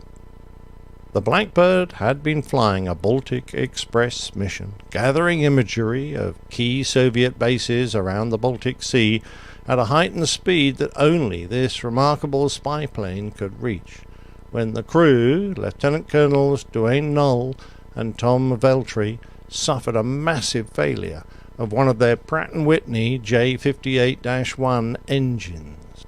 At high supersonic speeds, usually between Mach 2 and 3, intakes with internal compression are designed to have supersonic flow downstream of the air intake.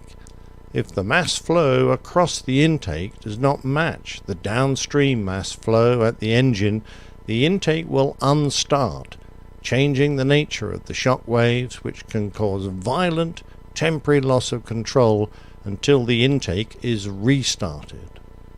The extreme yawing and rolling forces of asymmetric power at Mach 3 could be so destabilizing to the aircraft that a built-in system would immediately unstart the intake of the other engine. The engine explosion had shut off the aircraft's generators, causing the cabin to lose pressure and triggering the full inflation of both pilots' pressure suits, making it hard to move around and keep the aircraft under control.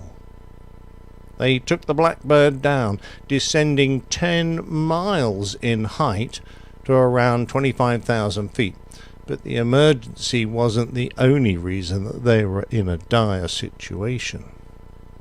In the past, the Soviet authorities had intercepted and shot down U.S. aircraft engaged in intelligence gathering, and they had specifically stationed MiG-25 Foxbats from the 787th Fighter Aviation Regiment at Fernau-Eberwald in the German Democratic Republic for the sole purpose of attempting to intercept the Baltic Express missions. As the crippled Blackbird slowed and descended, it would be easy prey for the Foxbats. Knoll and Veltri knew that they were in serious trouble, and they decided to head towards the Baltic island of Gotland, Swedish territory, where they might land or eject. They knew that they were going to get better treatment from the Swedes than the Soviets. They also switched on their transponder, putting out an emergency squawk, making the stealthy aircraft easy to see on radar. Veltri considered it the best thing he did that day. Come on, he thought, who are we fooling at this point? And he hoped that the cavalry would come before the bad guys. About 40 miles east of Öland's southern oceans, the American crew saw two dots approaching from the east, and they decided that if they saw a missile coming off the rails of the pursuing jets, They would point the nose down and eject. But as the dots got closer, they realized these weren't Soviet jets, but the distinctive planform of Vigan fighters. In the Vigan cockpits, the pilots watched the Blackbird emerge from a misty sky, and they could see that they were in distress, flying low and slow. It was obvious that the aircraft was on only one engine, and then things got really dicey. A Russian MiG-25 Foxbat pulled alongside the Vigans. Veltri learned later that the National Security Agency had concluded the Russian plane was under orders to force them to land or shoot them down, but the presence of the Swedish fighters deterred the MiG, and after a few minutes it peeled off and departed the area. However, the NSA later informed them that at least 20 Soviet aircraft were launched as they continued their journey past Lithuania, Poland, and East Germany. As the first two Vigans ran short of fuel, they were replaced by another pair from their Quick Reaction Alert flight, which continued to ensure the American aircraft's safety. They stayed with the Blackbird until they were relieved by American F-15s from West Germany, who kept them safe until the aircraft could land at Nordholz Air Base in Denmark, where it made a safe recovery. Such was the secrecy surrounding these missions that details were only revealed recently when, at a ceremony held in Stockholm, all 4 Swedish pilots, now retired, were presented with United States Air Medals, awarded for single acts of heroism or meritorious achievement while participating in aerial flight. The American pilot, Lieutenant Colonel Knoll, said of the incident, "Your obvious skills and judgment were definitely demonstrated on that faithful day many years ago. I want to thank you for your actions on that day.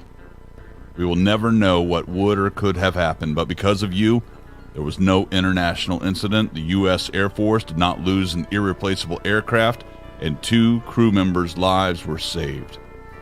Lieutenant Colonel Veltri and I can't thank you sufficiently for what you prevented.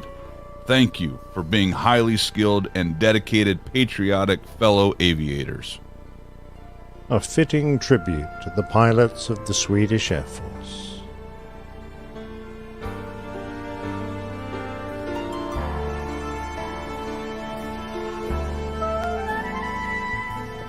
I recognize that voice. That was my Yes, good friend did. Greg Willits. That is, and thank you very much indeed, Greg, again for lending us your sweet vocal cords for I was that.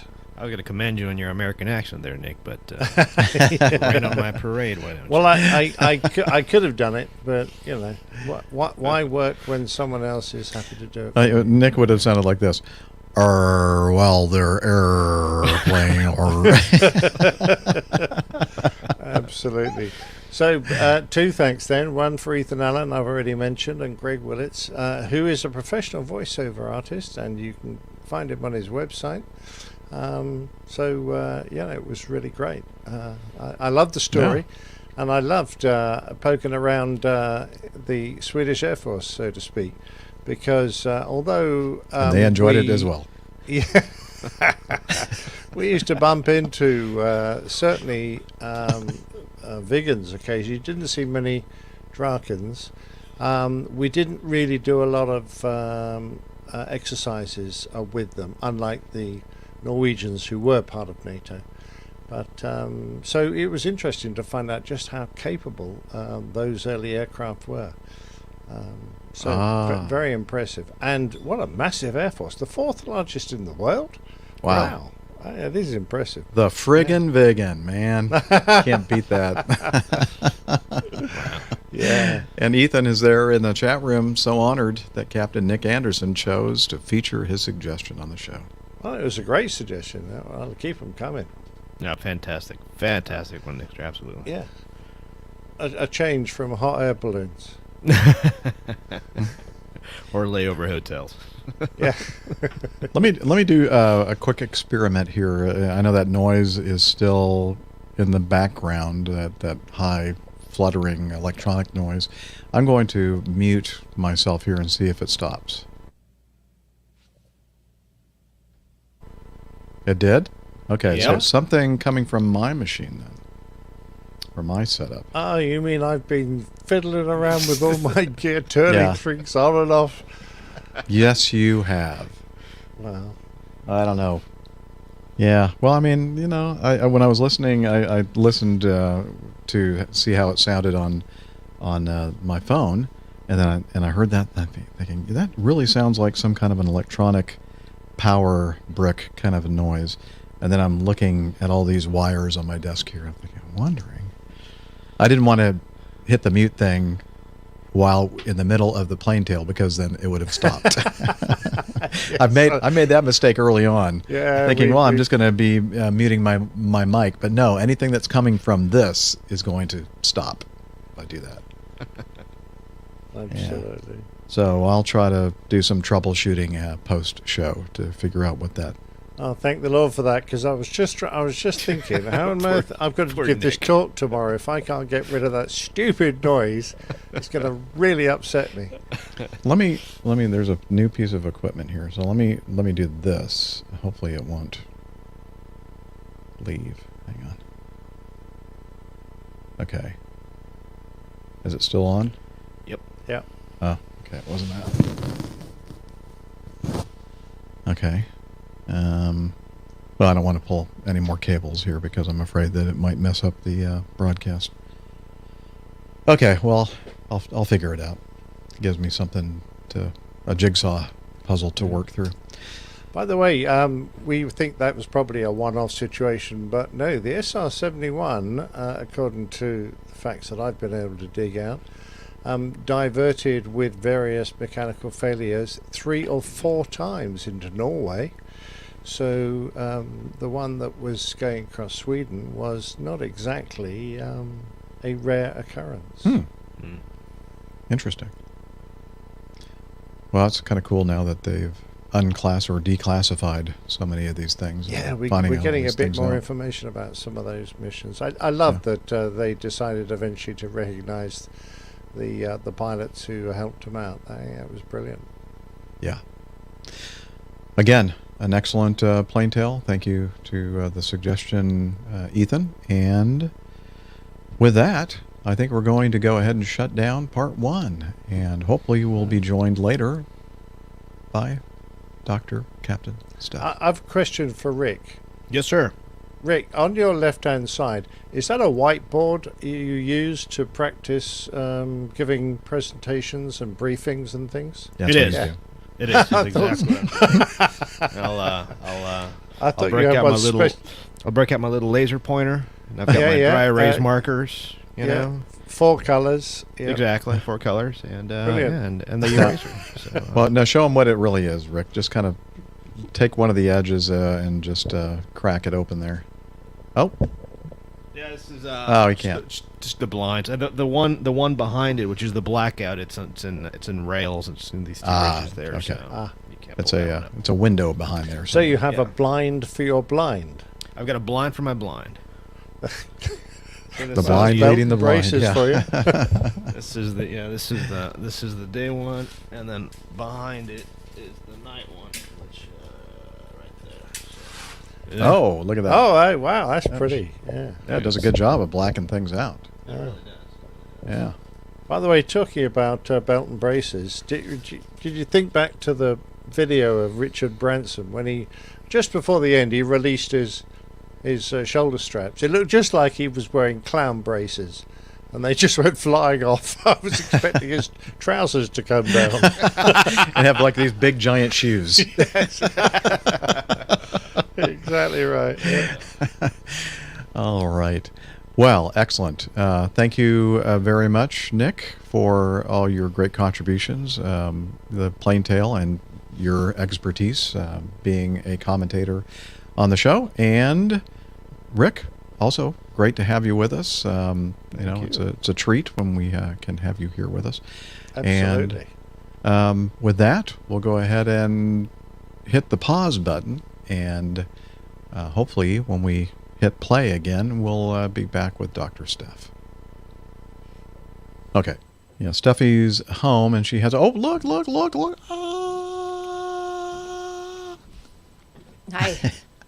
Hi. This is nap time, right? I can just take a nap now and... No? No. Oh, okay. But we're thinking like an hour at the most. I must be done by 7:30.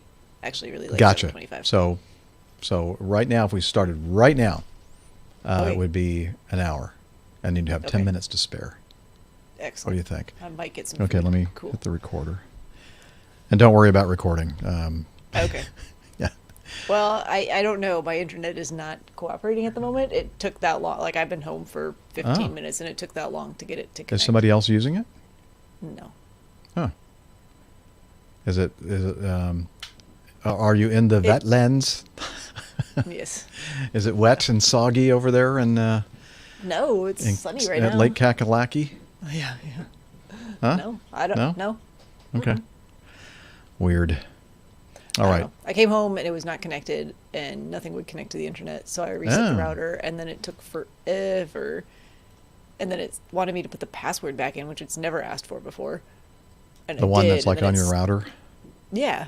And then I did, and then it still wouldn't connect. So I reset it again and then it worked. Yikes. That was like 15 minutes worth of... Hope that gets resolved. I don't know what's going on with it. Yeah, you look great. So, Thank and you you. sound good? Okay. Okay. So let me get this here. Okay. Oh, that's right. You can't hear, Liz. We've chosen a couple of news items and a couple of feedback items, and we've already done. And which? Let's see. Let me look here. Which ones are the news? F and G. That F and G. F and G. That F and G. Oh, these are and and you missed the She missed the friggin' Vigan. And then which one's feedback? 5, 11, and 13. If we have time. 5, 11, 13. And getting to know her. Getting to know her. Okay. And then hopefully Liz will like tell me that in my ear. I did not listen to that audio feedback, so that'll be a surprise for me. Okay. Good. Excellent. I've Excellent. prepared. Oh, that's right. You're a busy person. Okay. Let me get your little... yeah, I'm trying to get the page ready, Liz. Yeah, I know. Okay. And... Yeah. And joining me now from her lakeside studio on Lake... Doctor, skydiver, marathon runner, strength training junkie, IPA connoisseur, and commercial multi-engine instrument rated backstabbing jumper dumper, Captain Dr. Steph. That's a lot of titles, Jeff. I think we should probably pare back some of those things. Okay. Well, we say that every week, but we don't do anything about it. No, I know. Feels like I have a lot of qualifications that I probably don't actually. Huh? I think they're all legit.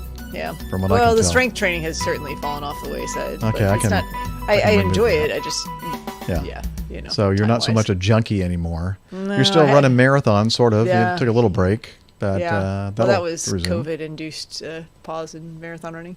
Yeah. I still managed to run one on a track. Yeah, and That's you're still a 105 commercial multi-engine laps. instrument rated Yes. backstabbing jumper dumper. Yes, that's true. Which we'll talk about in the Getting to Know Us segment, Getting to Know Stuff segment. And let's go right back into the news, and we saved a couple of them for you, Steph. And we're going to start with F. U.S. Oh, here. Do I need to share this one? Nah, because there's really no pictures or anything. This was sent in by Roger Stern, Radio Roger. The Transportation Department will propose that airlines be required to refund fees on checked baggage if the bags aren't delivered to passengers quickly enough. The proposal, if made final after a lengthy regulation writing process, would also require prompt refunds for fees on extras such as internet access if the airline fails to provide the service during the flight. Ooh. I'm for that one, actually. Yeah, I mean, me too. Because that's happened a couple times. Well, let me tell you what I did. Okay. On my double deadhead last week from Louisville to Rapid City. I'm on a CRJ 900 from Rapid City to Minneapolis, and I thought, well, you know, I need to work on the show because I think we were doing the show later that day. And so I thought, oh, it's worth it. It's a show expense, right? An APG expense. Did they not have the thing for T-Mobile users? They did. They had what was Go. What was it called? Go. Go Inflate. Go Inflate offers that for T-Mobile. So, but no, I don't have T-Mobile, so I had to pay for it. Oh. And so I'm thinking, you know, I'm going to be on a flight from Minneapolis to Rapid City too, and that's going to be a little bit longer. And it's on a CRJ, so I thought I'll just do like the full day thing, which is like twice as much as I think it was like $9.95 and then $19.95. So, you know, I thought, okay. Well, what I didn't think about, Steph, and I should, but I just don't fly on these RJs very much, is that the flight from Minneapolis to Rapid City was on an RJ 200. Oh, yeah. They don't have no stinking Wi-Fi on this, at least not the one I was on. Let me name all the reasons why I don't love the CRJ 200. Yeah. Starting with, the window is down at knee level. Yeah, you have to kind of bend down to kind of look out the window. You know, I guess if you're like a really short, like have a short torso. If you're an infant or something. Yeah, or an infant. Yeah, those are great windows. Yeah. A little person. A 3-year-old, maybe. Or a 3-year-old. Yeah, whatever. Yeah, Small I agree. Child. Mm-hmm. Anyway, so I that was a dumb. I was sitting there going, well, why can't I get the internet? And then I looked up, and you know, usually they have the little Wi-Fi symbol, and then I got the little safety card, and I'm looking through there and going, oh, you idiot, Jeff. They don't have Wi-Fi on this. So I think that would actually be classified as user error. And I know. I wouldn't expect the no GoGo Wi-Fi to refund no me. Refunds. Yeah. And by the way, that's the way Acme does it. You don't pay Acme or its sister airline Delta for the Wi-Fi service. You actually pay GoGo in-flight directly, I think. I don't know how it works, to be honest. Whatever, that's what I think. But, you know, there are a lot of things that I've guessed wrong in my life. Well, it's always a little bit of a roll of the dice for me because the airline that I fly most often, with a large hub here in Charlotte, some of their aircraft have GoGo in-flight Wi-Fi, and sometimes it's Panasonic. Oh, and different GoGo, vendor. Yeah, different vendor. And it depends on if they do a lot of that particular aircraft does international flying, I think. They use Panasonic for the international. Oh, is it because it's satellite based? I think so. There's something different with the way it works, and someone smarter than me will know about that, which is not important to my story. But my story is really about the GoGo Wi-Fi. You can use the T-Mobile free internet, and Panasonic does not have it. Oh, and you must have T-Mobile. I do. Ah. I actually have T-Mobile and Verizon right now, which is a completely different story, which we will not worry about. But okay. Yeah. Don't ask. Yeah. All right. Liz is trying to We're having good discussion about this. I know, but see, Liz doesn't want to have anything to do with this discussion. She's bored. She says, move back to the baggage We're going to spend fees. an hour talking about in-flight Wi-Fi and baggage fees. I know. No, we're not. This is interesting stuff, at least to Steph and I. Not Liz, apparently. She's snoring. She's making snoring sounds in the background. I'm actually going to give you my thoughts on bag fees here in a minute, too, but we'll finish the story first. And let me try to quickly just summarize this. The proposal will require refunds if the airlines fail to deliver a bag within 12 hours of the passenger's U.S. flight touching down or within 25 hours after an international flight. Current regulations require refunds only if the bags are lost, although airlines must compensate passengers for reasonable incidental expenses incurred while their bags are delayed. The government does not know how often airlines keep fees even when bags are significantly delayed. The bag fee proposal is the first of several airline consumer regulations coming from the current administration, according to senior Transportation Department official who spoke on condition of anonymity. Anonymity. I when I see the word, I just like I your brain like explodes. You can't function. Yeah, that's okay. I have words like that too. I can't think of anonymity. There we go. Anonymity. Okay. Passenger's biggest. Okay, so there you go. That's it. Essentially, what do you have to? What say you? I say figure out how to pack into a very small carry-on for whatever length of trip you're doing. The only exceptions to that I can see are people with multiple small children who need to like just pack everything into one big Then bag. you pack them into a small. You pack them into the suitcase and put them in the overhead. I'm pretty sure or that's better how it yet, works. check them. Check them, yeah. In the That hole, way that's fine. you don't hear you don't have their to listen to whining. them. They're not going to ask you if we're there yet. You don't have to feed them. I mean, there's so many positives. I know. I mean, I'm thinking you got a good idea here. This is why I don't have children. Well, when I was talking with Liz, an unfit parent. that way you don't have to worry about putting them in the suitcases. I get it. Yeah. So I was talking with Liz about, like choosing a couple of news items to talk about. And I said, even we can do this one. However, I don't think Steph ever checks a bag. Do you? Let me very infrequently. Yeah. In fact, I'm struggling to remember the last time I actually checked a bag. Mm-hmm. And more and more my philosophy has become it needs to go into a bag that will everything I need for whatever the length of trip is. It needs to be able to go into a bag that could potentially fit underneath the seat in front of me. That's not a lot of stuff that you take with you then, because not a lot of stuff, but you have to figure out how to plan for. Okay, say you're traveling for a week, right? So you, and it depends a little bit on what the purpose of travel is. Obviously, if I'm going skiing or something and I need a lot of like exterior, like heavy, bulky winter type clothing, that's definitely trickier. So usually that requires at least something going overhead. Yeah. You don't take like ski boots and that kind of thing? No, I have stopped doing that because, I take ski boots, yes. Oh, those are bulky. They are bulky. Oh, that's right. I remember there was a story you told us about. There was a story about the ski boots. Yeah, okay. I was not happy about the ski boots. Yeah. Anyway, that was probably my fault, but I was still not happy about it. I do take my ski boots. It's got to be somebody else's fault. Yeah. I do take my ski boots because, they just made me gate check a bag, which I wasn't real happy about. Oh, that's right. Because they were like, well, your ski boots count as an extra item. I was like, well, they were in my bag before, but I literally just got off this flight where I was helping with a medical emergency, and I would have just put them on, wore them. Well, that's what I thought about doing. I was like, what if I just, I actually think I asked the guy, I was like, what if I just wear them? He's like, no. I was like, all right. I mean, I was in Phoenix at the time, so that would have been very odd to put on ski boots in Sky Harbor and get on a plane. I've seen stranger things, and I'm sure you have as well. Yes, I have. But the reason being is because I don't want my bag delayed. Like, I don't want my stuff lost. I don't want my stuff, that never happens. It never happens. So why are we even talking about having, legislation? Well, because it never happens. The longest it ever took a bag to come back to me was 3 days, and it was at a time when I didn't have to check my bag. I did it because it was a nice day. I had a flight from Manchester, New Hampshire, with a stop in Baltimore, and then continuing on to Charlotte. And beautiful day up and down the East Coast. No weather, nothing. Flight was pretty. It might have even been oversold. I don't know. It was full.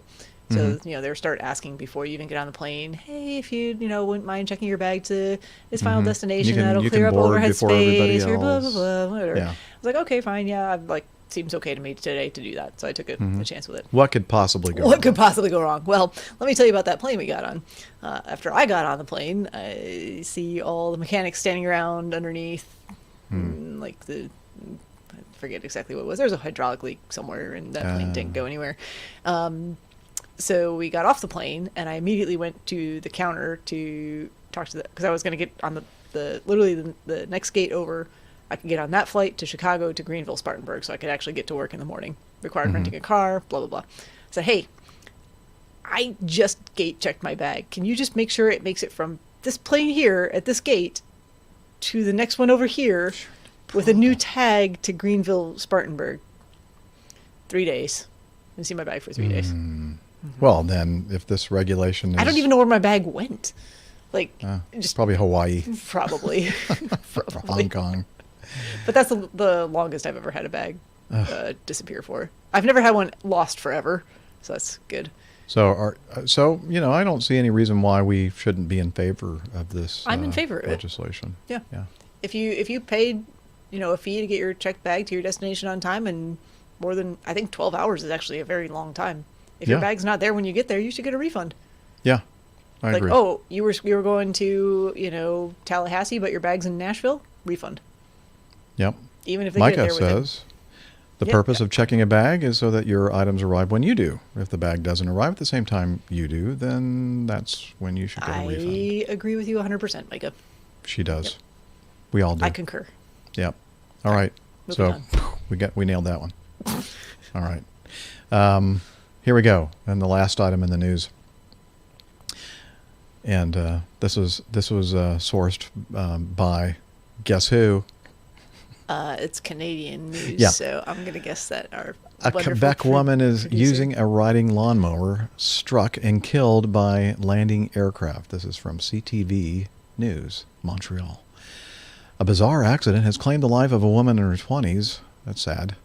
Who was struck, it's sad, anybody gets killed, who was struck and killed by a landing aircraft while she was cutting grass with a riding lawnmower at an airfield north of Montreal.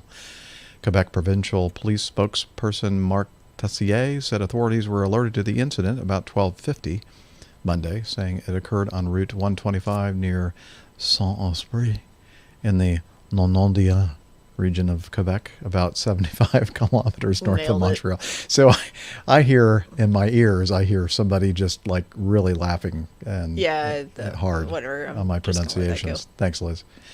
The victim was on a tractor and she was hit by a plane that was landing, said Dossier of the Sûreté de Quebec. Terrible. Thank you. She was transported to the hospital where she was pronounced dead. Tessier said the pilot of the aircraft was also transported to the hospital and treated for nervous shock. The plane appears to be a Yakovlev Yak-52 trainer aircraft, which was developed in the Soviet Union and is used for students in that era. The incident occurred at a Parachute Montreal landing field. Now we get the connection, right? With Steph. The SQ collision reconstruction experts have been sent to the scene to analyze the crash site. The Transportation Safety Board of Canada is deploying a team of investigators.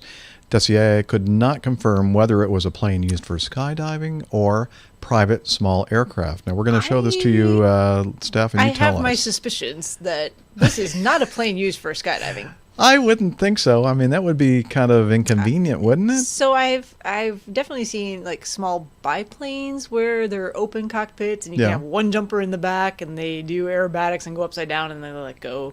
Oh, really? But yeah, cool. But I don't think so out of the back.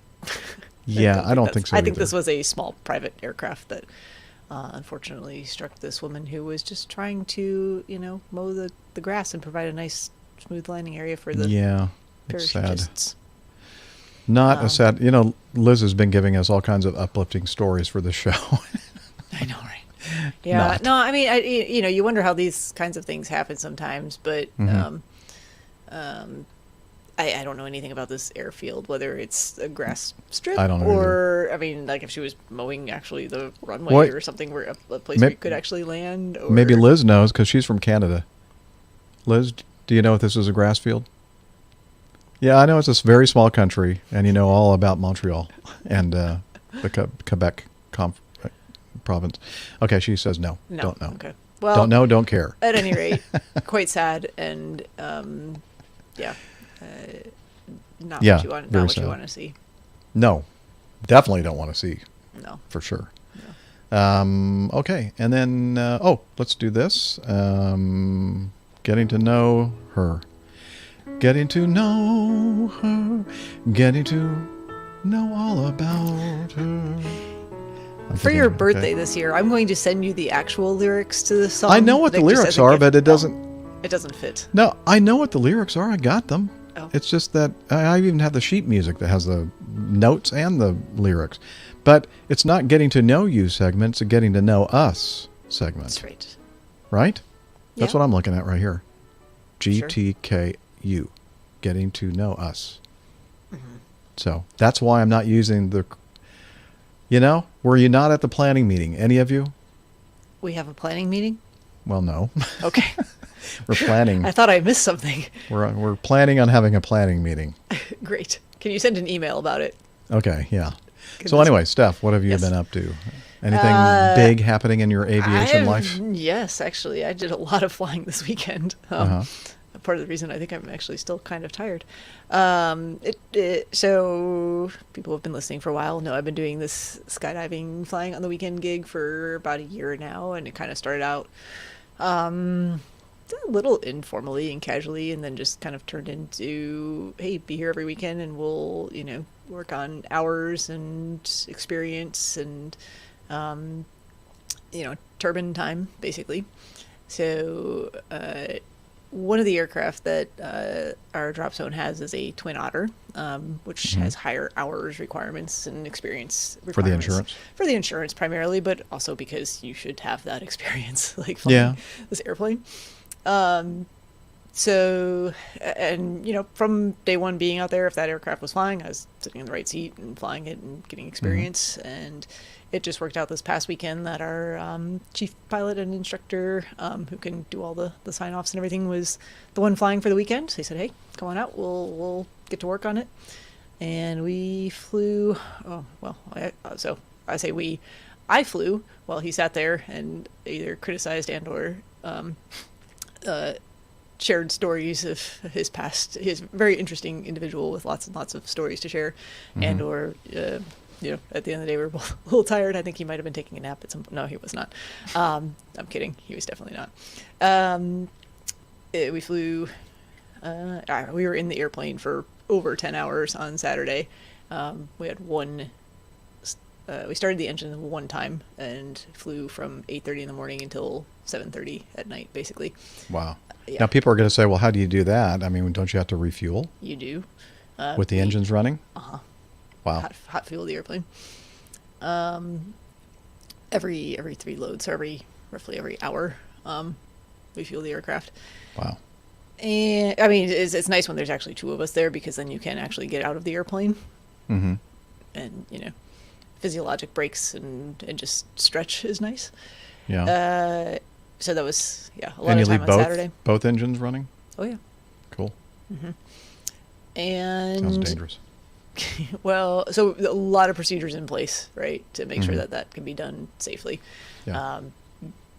Yes, I will not go into the details of how that is done, but there's a lot of procedures in place to make sure. You just have to take your ground crew are safe and not going to be in danger of getting anywhere too close to that spinning propeller.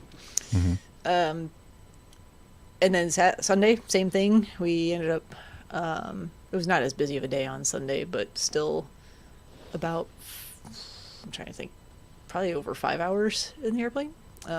But we started off the day, we went out and did just some of the air work for the plane that we, wouldn't normally do on an average day. So for getting checked out on the aircraft, doing steep turns and stalls and single engine and engine failure procedures and emergency procedures and all that good stuff. So we took about 20 extra minutes after the first flight of the day to go do all that air work. And obviously some ground school stuff, and it's not like we've been doing that kind of all along for the past year or so. There's been a lot of time put into it, but at the end of the day, I got signed off on the airplane. So yay! Woohoo! So that's why I was referring to Dr. Steph as Captain. Thank you. Steph. Yes. Captain Dr. Steph. Or is it Dr. Captain Steph? We were having a discussion about that before the show. I'm really sure. We really didn't know the appropriate order of titles there, but it's a lot of work that went into it, and it's nice to have that finally checked off. So. Excellent. Well, I'm sure that's a big burden off your shoulders and big relief. It just and made all that. for a very, it can be, it's there's no autopilot in this airplane, so I'll just start with that.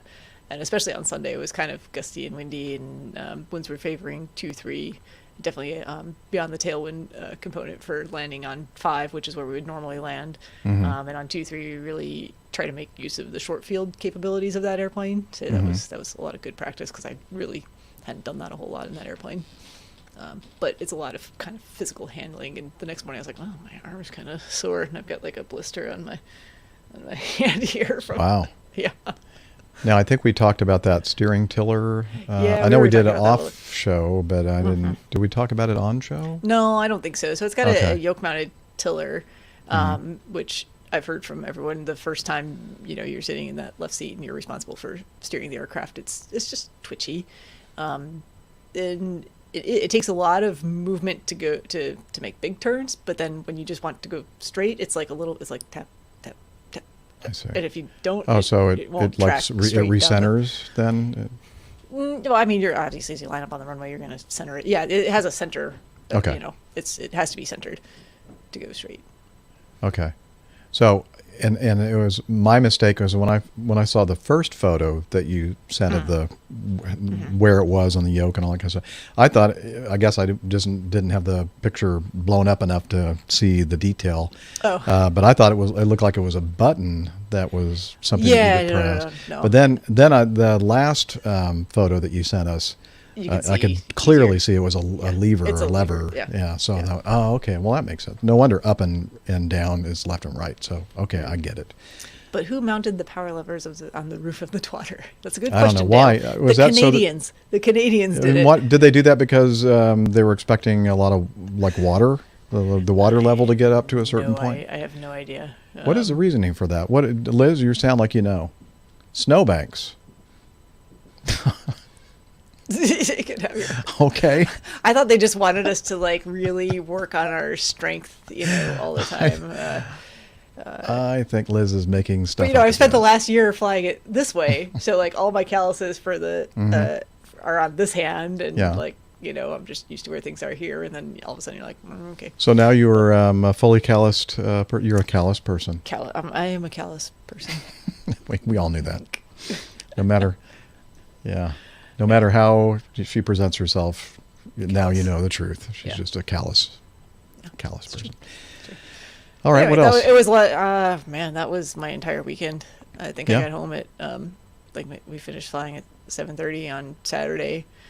Tied up the airplane, did some chatting, stuff on the ground, and then I drove home. I think I literally went through the Taco Bell drive-through and ordered some black bean crunch wrap thing and crawled into bed, ate the thing in bed, and fell asleep. Still, You wake up in the morning and go, oh, what's that? Basically. Oh, God. I'm just happy I remembered to set an alarm because I had to be back there at 7 something in the morning. So. Back out to the airport or back to work? No, back to the airport on Sunday. On Sunday. Oh, gotcha. Yeah. Okay. Yeah. I thought you meant Monday morning. Well, Saturday, was not as long of a day. But it's a lot of, you're flying with your chief pilot and instructor, and you want to do well, and it's just a lot of mental work at the end of the day. Yeah. Little anxiety in that.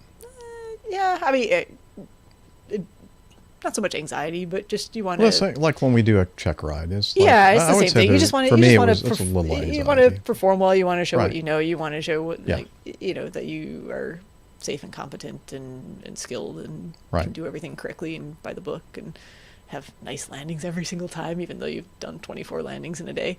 And it's a lot of mental. At the end of the day, you're very hungry and physically tired somehow. Well, as Elf said to the owners of the coffee shop, "You did it! He did it. World's best cup of coffee," or whatever. World's best twatter pilot. All right. I don't know about that, but I will say. We'll just say yes. Pilot, I've deemed it. So okay, thank you. It is true now. It is so. All right, it is so. Have I done anything else? Man, I spent today doing this afternoon. The reason I couldn't be here earlier, well, first of all, just work in general, but also I had to do some promotional work with the marketing company, I guess, that works for our practice. So that involved me sitting there in front of a camera again and just doing a lot of talking to no one, which they were like, "Wow, you're doing really well." I was like, "I have practice." Because I talk to no one every week. Although I really was kind of tired at the end of it. I was like, "Wow, that was terrible. Let's do another take." And they're like, "Are you gonna? How many takes do you want to do?" I was like, "I can do better." So. So, those of you in the live audience, do you feel a little bit offended that she's talking to no one? I mean, I do. I'm taking that in the personally. sense of I know. Actually, I think it would have been better if it wasn't just a camera staring at me. If I could actually have And it wasn't just that, because the marketing lady was there and was asking me the questions. So most of the time I was talking to her, which was nice. But they wanted a few where I just looked at the camera and there's nothing looking back at me, and that's where I got the most. Yeah, can you put like a little I was like, screen or something up there? I was like, I feel like I need to see myself, because now I just feel like I'm smiling like awkwardly. Right. Yeah, they're like, don't do that. Liz is saying you needed feedback. Yeah, Yes. people could have sent you feedback. No, wait, that's not what you mean. No. Okay. Yeah. So that's been my day so far. Okay. There's more to do. Well, we didn't pick up on it, Liz. She said, "I'm trying to give you a segue to a transition point, feedback." Feedback. Oh, thanks, Liz. I get it now. We're gonna do some feedback. Okay. Unless there's something else you wanted to add. I don't think so. Okay. Well, Jez sent us some feedback. Speaking of. It wasn't a very smooth transition at all. Although if I'd done it when Liz told me to, then it would have been, but I didn't. All right. Jazz sent us this. It says, it's not snakes on a plane, but birds on a plane. And it was a Twitter video link he sent to us, or is one. And we're not going to, because I couldn't figure out a way to. Yeah, I'm watching it right now. The caption says, this United Airlines flight in Hawaii was delayed from takeoff due to the stowaway bird. And there's basically this little bird flying through the cabin. Little bird flying up and down the cabin aisle. So. Yeah. And, many of us have already seen that. But hey, if you haven't, you want to see what it looks like for a little bird to fly through a cabin? Tell you what, all day on Saturday, there was this little bug with like little red stripes on its back. Not anything dangerous. It just wanted to land on my arm or my leg like all day while I was flying. And finally we released it into the wild at about 13,000 feet. So hopefully it did okay. Oh yeah. I'm sure it's just fine. I'm sure it's fine. Oh man. Because there's a little like air scoop window to direct airflow at, like it's very, very high tech vent to get airflow to come into the cockpit of the Twin Otter. Basically, you just push it out a little bit and the air flows in. Oh, try again? Hi, Siri. Oh. Try again? Try again. So we just opened that a little bit and bug out the window. Oh, okay. Well, Liz was saying, was it bugging you? Yes. Oh, she's so funny. No pun intended at all. Yeah. But. Okay. I'm going to. Oh, really? Okay. We're at the half-hour mark of this half of the show, and that means it's probably going to be a nice short duration full show. So let's see. I'm going to share. How long did you guys go for earlier today? Just under 2 hours, I think. Just under 2 right? hours. Oh, okay. So I mean, right, Liz? Whoever is, yeah. I did listen to a very small segment of it while I was driving from one office to the other, so I heard, good. Heard a little bit. Okay. So this is one sent in from Jim, and Oklahoma glider pilot flies around land spout tornado. And the reason why we saved this one for you, Steph, is because we figured this is the kind of thing you do all the time when you're launching parachute jumpers. No, you probably don't. No. I don't know that the safety and training advisor would be really thrilled if we took off into a funnel or towards a funnel cloud. Well, Jim says, now this is an interesting story. I'd love to hear what the APG crew think about it. And so it was from the Washington Post. Of course, I got the video from YouTube, and we're going to play it right now. Wait a minute. To me, that looks like an Airbus wing, doesn't it? It looks like sort a of glider. Yeah, well, yeah, it is a glider. It's got the little sharklet on the end. Yeah, the right? shark thing. Yeah, the shark thing. Is that what they're called? Shark. Yeah, the shark thing. The shark thing on the wing, Quit. Just stop. What? You're hurting my feelings. Me? Yeah, no, just kidding. All right, here we go. Look at that. That is pretty cool. A little funnel cloud. Oh, look, it picked up a house. Oh, watch out. Anti-M.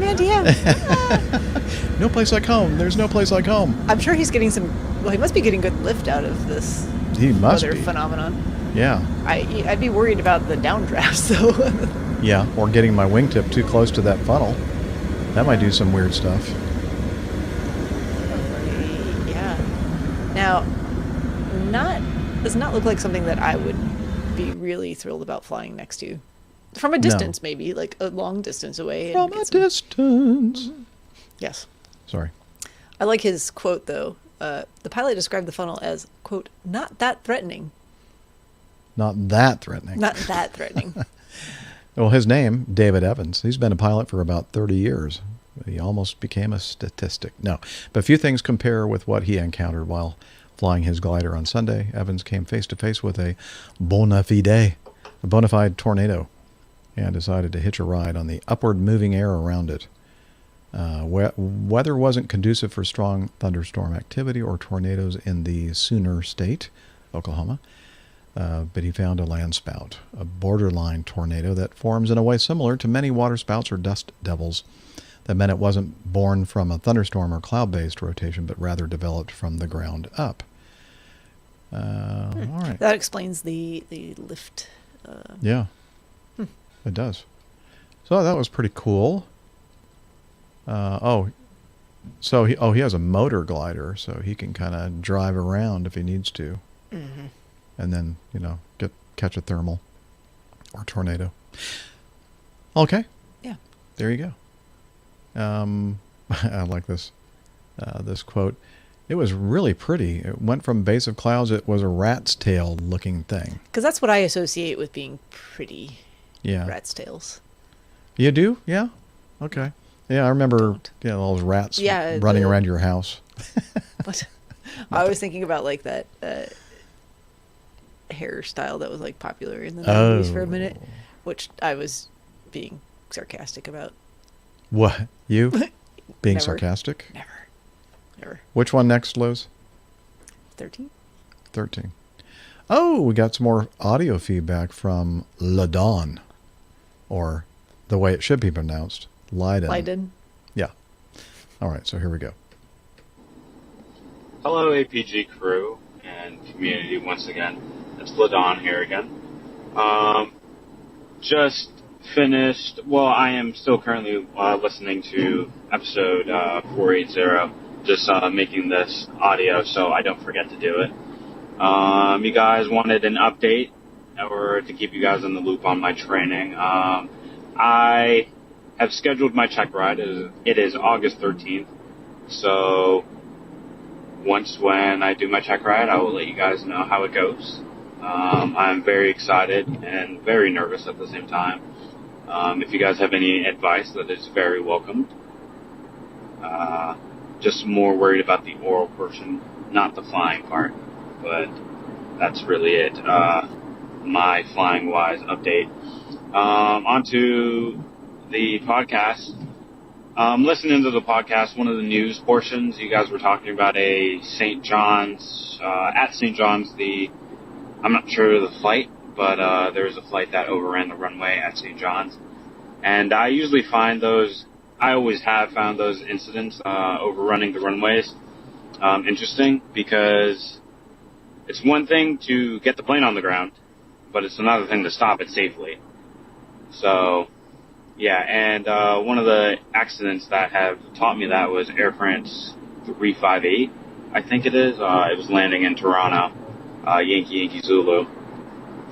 They decided to continue their approach into a thunderstorm and microburst, and they were more worried about getting the plane down and they didn't think about stopping. So I always found that interesting, and I bring that into my own life whenever I'm on my cross countries. I not only plan the approach, I also plan the rollout, and not a lot of people think about that. So, yeah, like I said, that taught me it's one thing to get the plane on the ground. It's very easy to put the plane on the ground, but it's another thing to stop it. So, yeah. Also, I forgot to shout out Liz, our lovely Canadian producer, a fellow Canadian. I'm also Canadian, and from the great city in Canada, Toronto, Ontario. So this is for Liz, the person behind the scenes. Thanks again, APG crew. Thanks for a lovely podcast, and I will see you around. Blue skies, up, whatever the saying is. Thank you. Hey, I don't blame you. I can't remember it either. Oh, okay. End the call. And go. Leiden. Thank you. Landon. I know. I'm purposely pronouncing it Leiden. Just so that, just to bug him. And speaking of lovely, you're right. Liz is a lovely person. I know he wasn't. Yeah, I know. Flattery will get me nowhere, Liz says. Yeah, you can still try, though. Yeah, it doesn't hurt. I mean it. It's heartfelt. Yeah. It's heartfelt. You are lovely. And you help so much. And you say such sweet things to me. Especially during the show when you're trying Especially to during my show. During the show. Yeah. And so I'm going to work backwards here. The middle thing was talking about and he makes a good point about, getting the airplane down and touchdown, all that kind of stuff. And then some pilots seem to forget about the other part, which is actually slowing the airplane down so you can actually taxi to a gate or a ramp or whatever. And I was going to say, last month I had three separate trips that deadheaded on the first day to Oklahoma City. Yeah. Or maybe it was like the month before. Anyway, doesn't matter. On two of them, they came beautiful approaches, really nice touchdown, and then they just jammed the brakes on so they could make the first turn off. And I'm going, my God, what? And I've flown with people like that before, and it just doesn't make any sense to me. You just they're not going to remember that beautiful landing you just did. No, they're going to remember like the horrible. They're going to think like, oh my God, we're going to die. Smashed into the seat. I know. In front of them, like, did we touch down so far that we ran out of runway? Like, why are we stopping so fast? Yeah, so the first one and the third one were like that. The middle one, I'm thinking, oh, that was nice. He touched it. Went maybe an extra taxiway exit off the runway. So, it took a little bit longer, maybe a couple of minutes longer to get to the gate. Mm-hmm. But now people are going to go, yeah, it was a nice approach landing. They're not going to be like wondering if they just, avoided death. Mm-hmm. So the Twin Otter actually has some very nice short field landing characteristics. Mm-hmm. If you do it well, and actually you should be able to do this, you can touch down and have it stopped in about 600 feet. Wow, that thing is notorious for super short field takeoffs and landings. So I was talking about our landing on runway 23. The very, if you utilize all the pavement. You can touch down and... Wait a minute, you're using pavement? Yeah. I thought you land on the grass. On 5. Oh, okay. 2-3, if you land in the grass, you'll also have your wing in the trees. That's probably not... That's no good. Not a good idea. Okay. Yeah. Not optimal. Suboptimal, actually. It's suboptimal. But it's also right next to where our boarding area is to pick up the next group of jumpers. Yeah. So the distance there, the landing distance, if you utilize all the pavement, is like 598 feet, and you can make that turn off. Wow, that's impressive. Mm-hmm. But you have to fly the approach correctly. You have to be on speed. You have to be on your glide slope. You have to touch down. You have to use reverse. You have to be on the brakes. You have to steer correctly, and don't stop flying the airplane. I think is what Landon is saying. Even once you're on the ground, continue to be in control of the aircraft. Absolutely. And if the approach is not working out, please go around. Because you can always go around. Sorry. We're going crazy. Oops, that's not. One. Oh, shoot. There we go. There you go. It's Shift G, not just G. I always forget which one it is. Which shortcut is which. Yeah. Yeah. So yeah, he brought up more practice. He brought up the Air France 358 in Toronto, and I think that was landing in poor weather conditions too, and they touched down very long on the runway and could not stop in time. Heavy rain and probably should microburst. Not have continued that approach to landing. Yeah. Not a good thing. It was an accident. Yes. And you don't ever want to be in an accident. No. If don't be afraid to go around if it's not working out the way you want it to work out. continue flying the airplane. All of those good things. You can always go around. Yes. Okay. Thank you. You gave me a second chance. I know. I help you out. But he was talking about his check ride scheduled for August something or other. Yeah. Here's my advice. And we were just talking about like you getting checked out and anxiety and that kind of thing. It's kind of the same. I mean, it's the same thing. It doesn't, doesn't really change. Obviously, your first check ride is you know less of what to expect, perhaps. Well, I always say, just picture the examiner sitting next to you naked. Oh, wait a minute. I think that's if you're giving public speeches. Oh, never mind. The audience. That's another. That's sorry, disregard that. Don't think about the examiner sitting next to you naked, and don't strip down naked. Don't also for get your naked. check ride. That will probably not end well. Not good advice. Trust me. I've been there, done that, visited the jail. Not fun. No, I'm just kidding. I didn't. Story for another day, I suppose. After a few beers, maybe. Wait, this is Meetups. phone. How do you do a beer like that? Oh, there. Thank you. just the can or the bottle. Anyway. Okay. Yeah, which one are you holding? The can or the bottle? I can't tell. It doesn't matter. They're Okay. the same. All right. I mean, I would say trust in what you know. Definitely do your check ride prep with your instructor. Simulated check rides are a good thing. Just going out and going through all the maneuvers that you're going to be expected to know. And what helped me for mine was the night before, we just ran through a whole bunch of things, as preparation for the oral part of the examination, just talking things through, making sure I could explain everything, making sure I didn't have any last minute questions, making sure there wasn't something that we somehow neglected to cover that might be asked. And it probably took us, I don't know, an hour and a half just going through all of those things. And it made for a really nice and stress-free check ride the next day. Excellent. And you know what? The examiner that's going to give you your check ride, he wants you to do well. They do. Or she.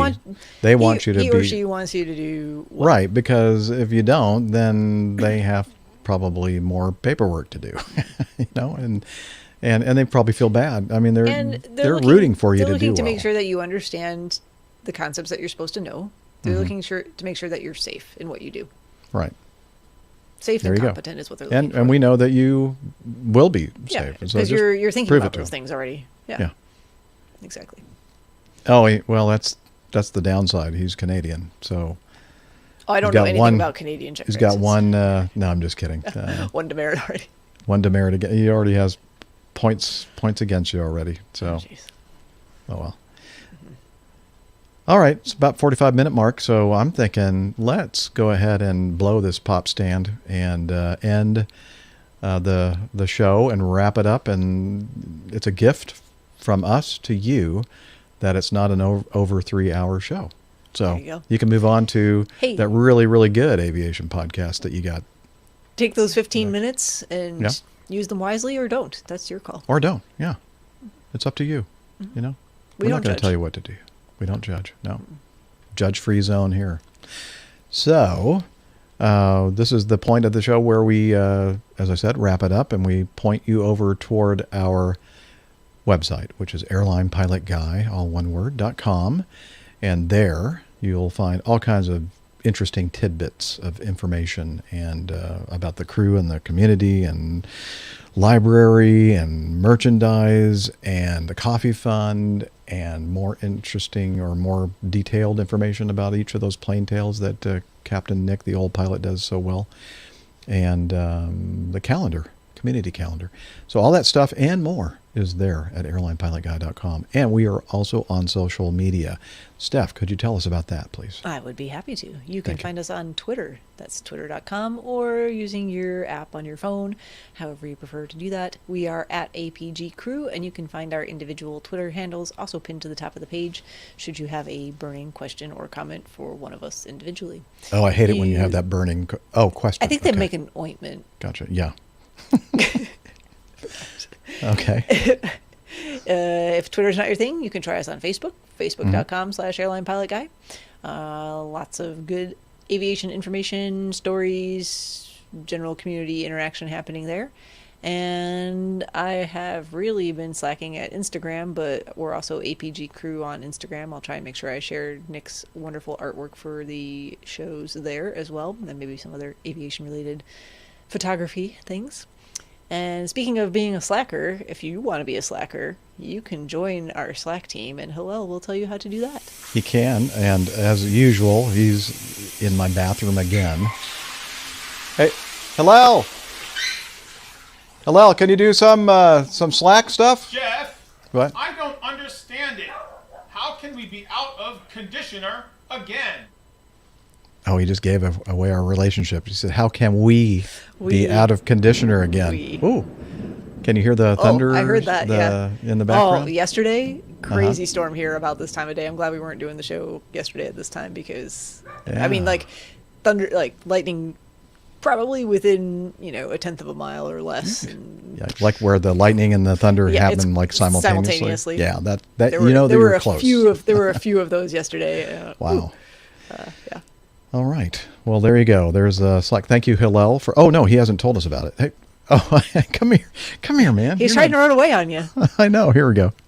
APG listeners, please join us on our Slack team. Slack is a communication, coordination, and sharing platform that works on your mobile, laptop, or browser. On Slack, we share news and ideas, we suggest episode and plain tales topics, we plan events and meetups. To get into the Slack team, please email me at slack@airlinepilotguy.com. That's SLACK, Sierra Lima Alpha Charlie Kilo @airlinepilotguy.com, or send me a tweet with your preferred email address to @Hillel, and I'll send you an invitation. That's Hillel, spelled Hotel India 11 Echo 1, and see you in Slack. Jeff, I think you need to find the storm shelter. I need to go down to the base. Oh wait, that's where I am. It's a very nice basement you have there today. Well, like thank the you. grand piano in the corner. You like and it? the fireplace. Yeah, I'd probably put on the fire. It's oddly sunny outside your windows. I'm not sure where the thunder is coming well, from. it's this way. Out this window, it's dark and there are lightning bolts and everything else. But out those windows, I don't know. It's just like what it's like in the South. I do actually. Yeah. Mm-hmm. Yeah, you live here, don't you? I do. Okay. And with that, let's. We need, of course, to thank. Big round of applause for our producer-director in Toronto, Ontario, Canada. Hey, Liz, I mean, honestly, she does so much hard work. You just don't realize. So with that, and we thank you so much, Liz, for everything that you do. And until next time, wishing you all clear skies, unlimited visibility, and tailwinds. Take care, and God bless. Cheers, y'all.